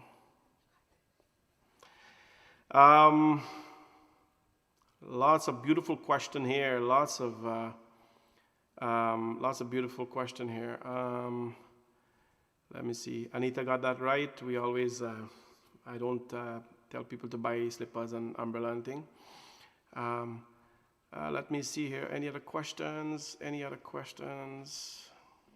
If parents have only daughters, no sons, who should perform the Shraddh? So we addressed that already. The girls can perform Shraddh in the absence of the son. Why Brahman have to have a rat when they died? Oh, I know what you're talking about, the rant. So if you don't know what a rant is, that is a, I see the word rat there, so it's not a rat, it's rant. It is made up of bamboo, and it is a very simple thing. The answer to that is, if you know what a rant is, it's like made up of bamboo with very, very simple things, and they put a nice little decoration over it. Because the Brahman's life was supposed to be simple and humble, and that is how he leaves this world, in a simple made bamboo thing, not in a $5,000 casket that you push into born. It doesn't make financial sense. So they're smart and they're simple. If at all, when that time comes, that's how I'm going down. Save the money and put me in a bamboo rant and put me in the fire. But that's what it is. Pretty much simplicity to reflect their life. Darshini Prasad, Sitaram Pandit, as a Hindu, what type of clothing we should wear attending a funeral? Excellent question. What type of clothing? We gotta talk about all these things. I don't know where we're gonna find the time from. Oh my God. I want to do a whole podcast or a whole hour talking about how to attend a funeral. And after you attend the funeral, what you do. Let me tell you this thing. Before COVID and all that, let me tell you what the practice is in our tradition for attending a funeral. When you attend a funeral, you're not participating, you're not bathed dead or not, you attend a funeral. When you go home, the first thing you're supposed to do is take out your clothes, put them for wash, and take a bath head down. Why? Because of cleanliness.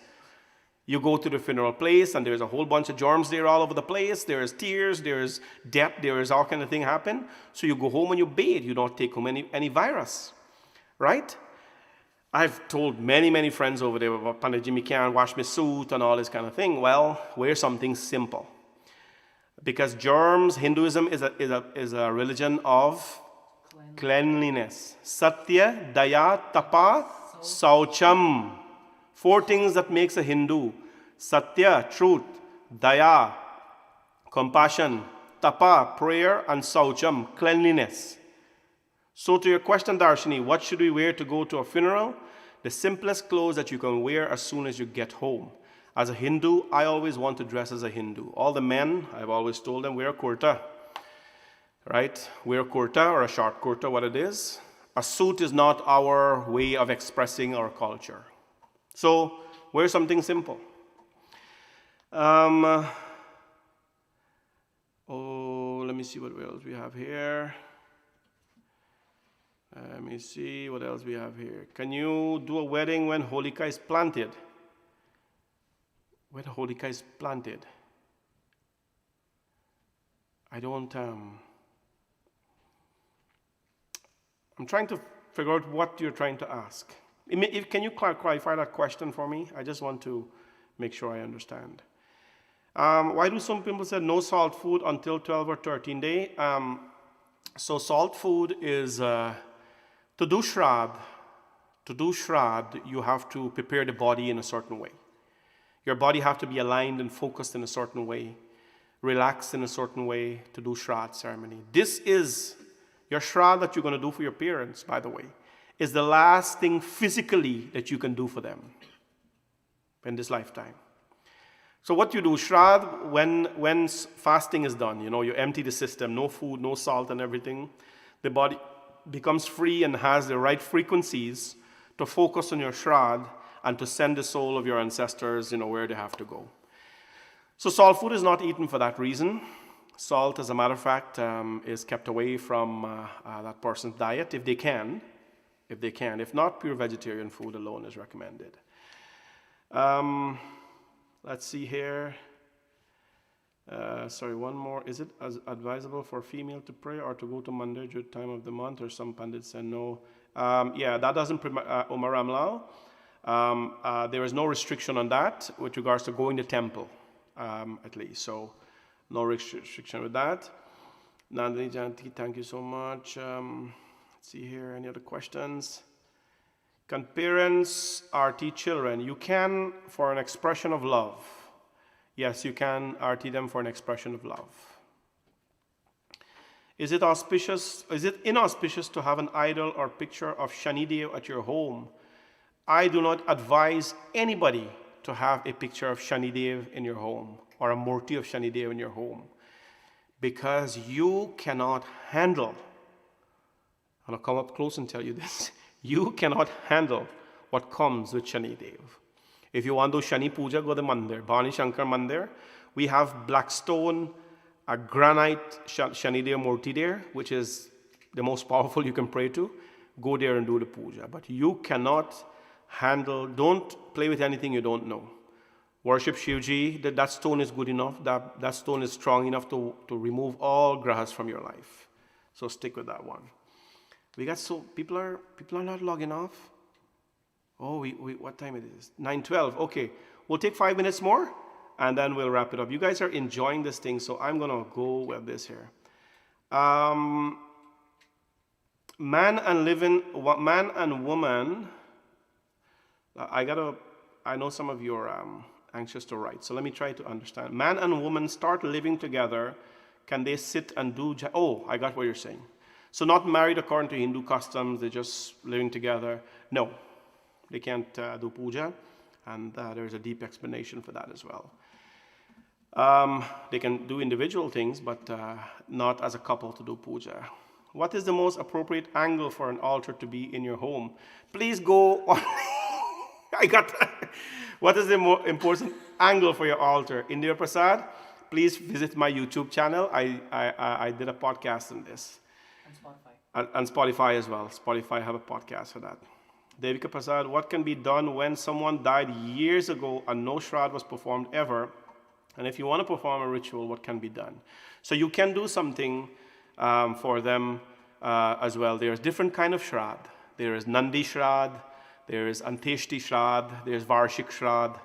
So if no shroud was done for them, you can actually consult your priest and get something done in their name, especially in Pitripaksh. Pitripaksh, I know some people religiously, when Pitripaksh Day, they do shroud for their folks in memory of them. So you can do something shroud for them as well. Why do we do 3-day puja? I don't understand the question. Please clarify that. Let me see here. You're all welcome. Why do we regard trees and plants as sacred? So this is from my Bauji Minto Sharma. So trees and plants, they're part of creation.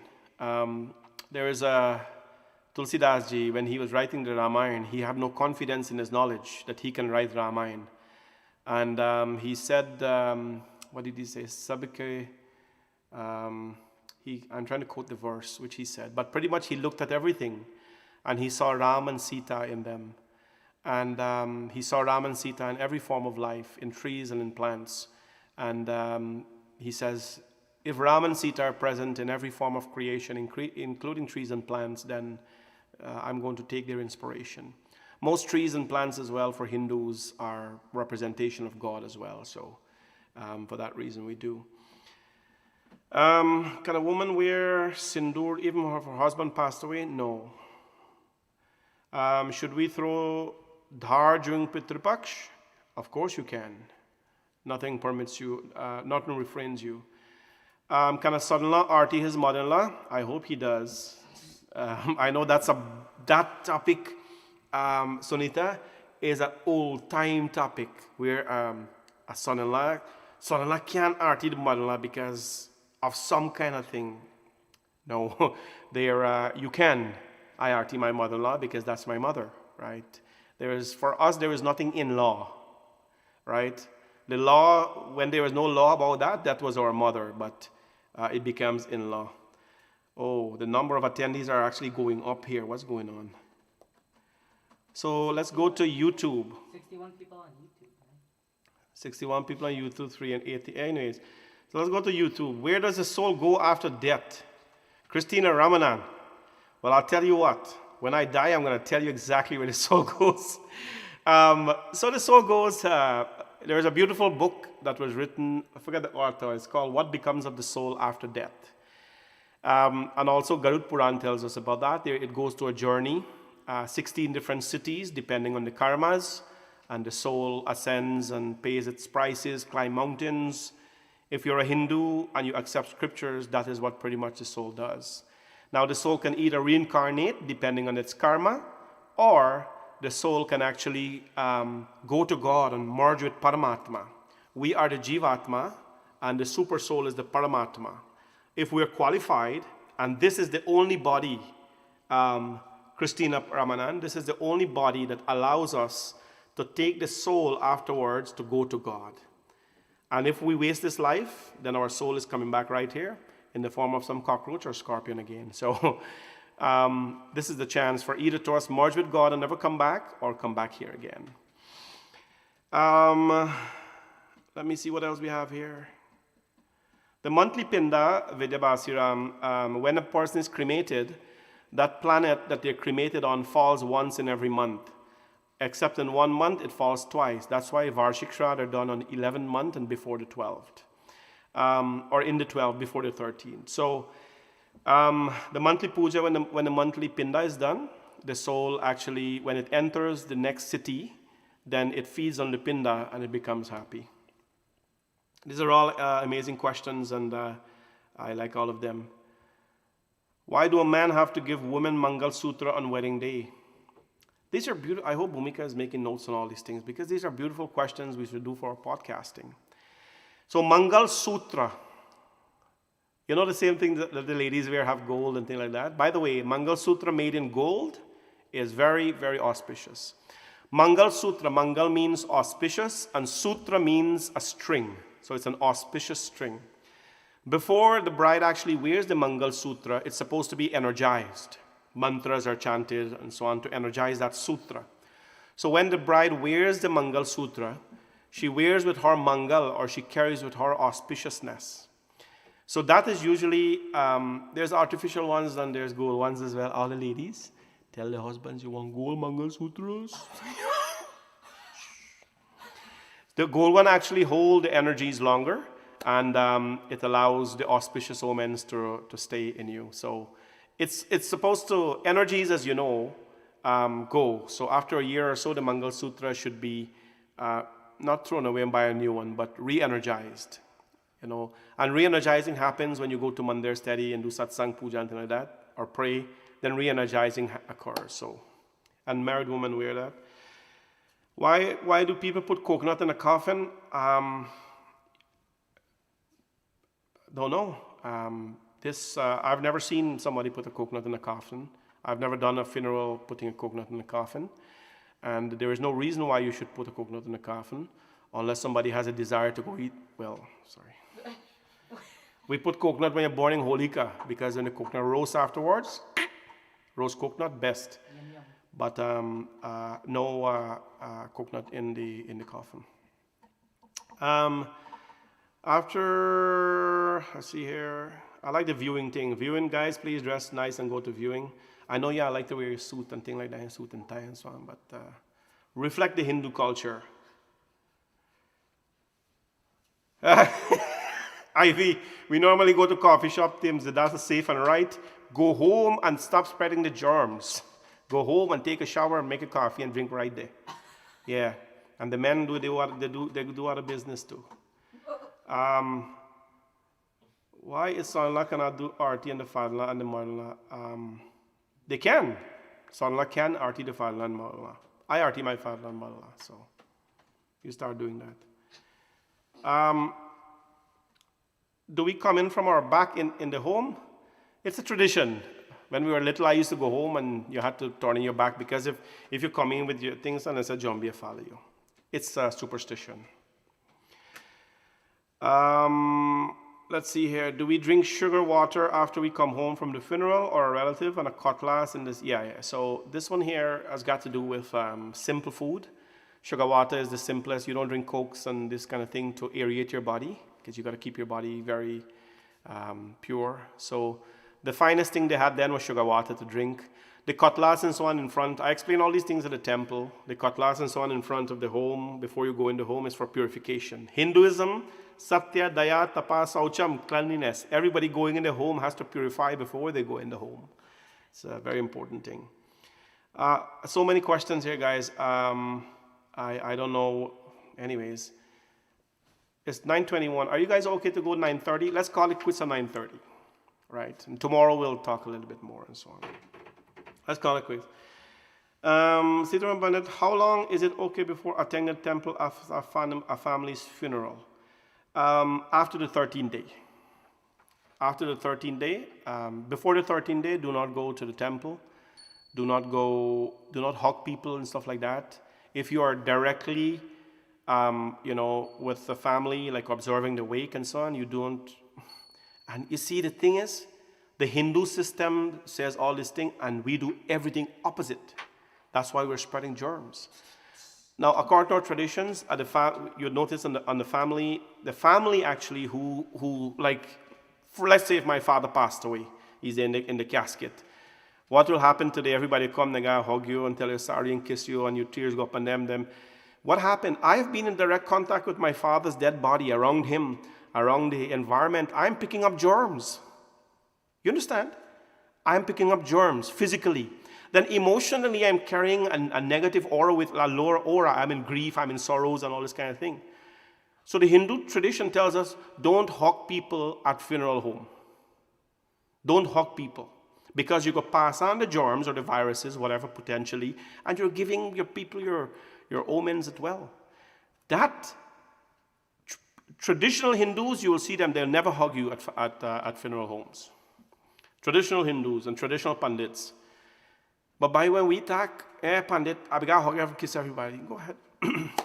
But spreading germs, Saucham is a Hindu #1 priority. I'm glad I land. Thank you. What else? I've learned so much.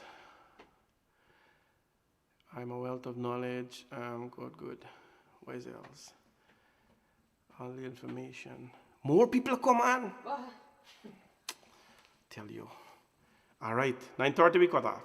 So we get 7 minutes more, a lot of time. Let me see here. Panditji, I have a Shani picture on my altar. Can that cause me harm? So we addressed this before. It doesn't cause you harm. Shani picture is an energy that has to be preserved. In your home, you should not have certain murtis exceeding certain. You can't have a murti exceeding 18 inches because it's a live murti. You gotta feed them every day, like we do at the temple. You gotta arti them every day. You gotta light it. You gotta treat them like a living god. Shani Dev is an energy. If you don't attend to it, it's like leaving a burning diya unattended.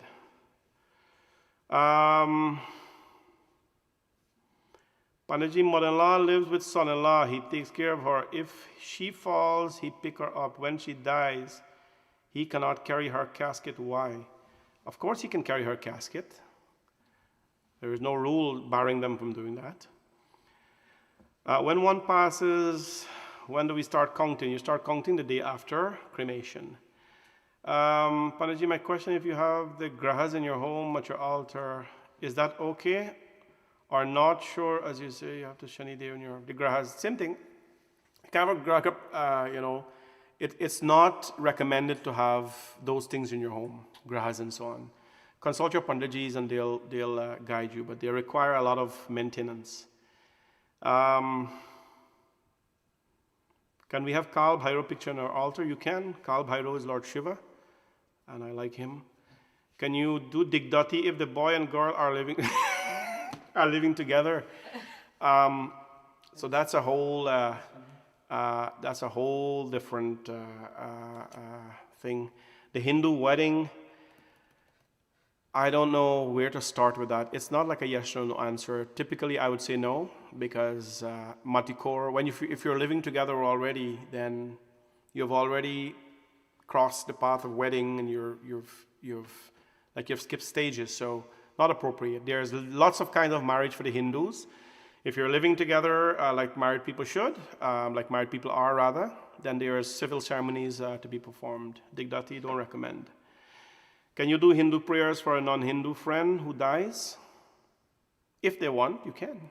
Yeah, absolutely. Thanks for all the value. Okay, why do people perform it Dud Muhi 3 days? Oh, I think that's what you meant, the 3 days after. Okay.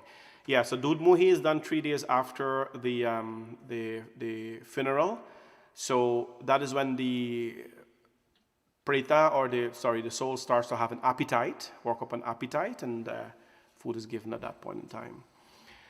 It is, if a very religious Hindu was buried, can his kids exhume the body and cremate it? If yes, is there a puja that needs to be done? Can they exhume the body and cremate it? I don't, because we have to exhume the body. Maybe I'm not understanding this question, and I need to understand it. Can they exhume the body and cremate it? I think you have to do that before you cremate, right? So yes, you have to. And but I think if a very religious person was buried, sorry. I got you what you're saying. If a very religious person, I didn't read it for it, was buried, can they? I don't know why you would want to do that though. That's like disturbing the body. I wouldn't do that. Can they? Of course they can, but I wouldn't. If it's done already. Is burial appropriate for Hindu? Cremation always recommended. Look at what the world is doing today. China, they're cremating dead people. Because when you're dead, you don't know what germs you have, right? So cremation recommended by the Hindu text, by the Hindu scriptures. And most appropriate, especially for the time we're living in. I have a picture with all the Navgraha Devatas. Shani Dev, you can have him at home. They're all the Navgrahas. It's less effective. But I don't encourage any people to get into Navgraha Puja worship at your home. It's guys, it's a whole different thing altogether. Why do we have 5 steps before cremation? Beautiful question. So 5 steps before cremation is to, usually the body, according to the text, the pindas should be done at different places. One pinda has to be done where the body died. One has to be done at the home. One has to be done at different places. So since we can't literally do the pindas at the 5 different, it's not practical at all. You do the 5 stops to represent the 5 places where the body was present. But great question. Can I keep my mom and brother who passed their picture at my altar? You should. I do. Can a son-in-law fetch mother-in-law coffin? Of course. That's Totka, by the way, so you can. If someone died for you, can you cook at your house? You shouldn't cook at your house because your house is full of lower energies and germs. Food shouldn't be cooked at your house unless it is food for your consumption. If you cook food and feed others, you're literally feeding them what you have in the house. Because cooking is a puja, friends. Cooking is a puja. Remember that statement. And you're not doing puja during that. YouTube has some there. I hope everyone. Where does the soul go? I talk about that. Panditji, why do they do 5 stops? We answer that one. Is it okay to bow on a pandit foot in a funeral home? Yes, it is.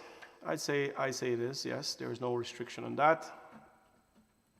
The 3 eyes of Lord Shiva, Tameshwar Arjun, the 2 physical eyes and the 3rd eye of Lord Shiva. This is the highest point of the 7 chakras, starting from Muladhara chakra. This is called. This is the 3rd eye. As they say today. It's called the Agna Chakra. This is beyond what the 2 eyes can see, but that's the minimal eyes I can give you in 1 night, in 1 minute. Okay, so we're going on now. It's 9:30, guys, and I think we should set up a different session for this, maybe like a nice quiet afternoon where we can answer a lot of your questions because I like all of them. I like all of them. Gold is so expensive. What is the substitute? Until I guess you're referring to the gold to put in the mouth. God, I'll get little chain link and thing like that you can cut. You're not gonna buy stuff like that. Come on. Yeah, son-in-law. This son-in-law thing is a big thing, man. Sandra Panji, thank you for all the answers, clarification. Glad it's helping. Lots of questions here, guys. We can't go through them. It's 9:30 and I know Ale gotta go sleep, so let's call it a night and take a look here. Can you get your gold mangalsutra after marriage? You certainly can. I don't know where to get that in Guyana. Because Guyana we didn't have a lot of things. Guyana they might get 5 gold ring here and 5 gold ring here, but no gold mangalsutra. So we'll call it a night here, guys. Thank you all very much. I am always here to answer your questions, and I'm in a position where I can do that. So don't be afraid to when we have these sessions to ask your questions, because I think it's great for our learning. My goal is to break out a lot of this meaningless things that we're doing, as Hindus. I say meaningless because the people who tell you to do it, they can't give you a reason to do it. And the people who are doing it as well can't tell you why they're doing it. I grew up very tough as a Pandit in Guyana, where when you're little, like Bhuvan's age, he's 14 now. I was younger than him when I was practicing thing in Guyana, and I got a lot of slapping around. People order you to do everything. And that urged me to study and to delve and to ask, why? And I was as confused as you, so thank you very much. Lots of questions. I can't even get to all of them here, but we're gonna do this again sometime, one quiet afternoon, and we're gonna make it very practical. Thank you, everybody. God bless all of you, and we'll do our closing prayers now. Om Shantakaram Bhujagshayanam Padmanabham Suresham Vishwadharam Gagana Sadrisham मेघवर्णं शुभांगं लक्ष्मीकान्तं कमलनयनं योगिभिर्ध्यानगम्यं वन्दे विष्णुं भवभयहरं सर्वलोकैकनाथम् असतो मा सद्गमय तमसो मा ज्योतिर्गमय मृत्युर्मामृतं गमय। ओम शांति शांति शांति हरि ओम। प्रेम से बोलो भवानी शंकर भगवान की जय। सत्य सनातन धर्म की जय। सब कोई जय जय Sitaram. God bless all of you, and Sitaram, and we'll see all of you tomorrow evening, 7 p.m. sharp on Shanti Satsangh. I totally enjoyed today, so what we'll do is we'll do another session like this perhaps over the weekend to see how things are going. Maybe a Friday night. A Friday night, I think we can have a live, instead of a satsang, we do little prayers and so on, and we can have a live podcast on Facebook and on YouTube, right? We can do a podcast on Facebook and on YouTube as well. So make sure you do that Friday night or so. God bless all of you. Sitaram. Take care, everyone. And we are having, tonight we're having, what are we having? Biryani. So Sita made biryani and salad tonight. So she tried her hand on the Indian style of things, and it actually smells so nice. I can't wait to go and have it. So God bless all of you. Enjoy your evening. See you tomorrow, 7 p.m. Bhavani Shankar Mandir Live. Invite friends and family to join. Go to my YouTube channel and subscribe. Hit the subscribe button and click the notification bell as well. Recommend this thing. Today's show, recommended, share it for everybody so that they can have the knowledge. Encourage them to learn. Encourage people to have an open mind. Stay positive. God bless.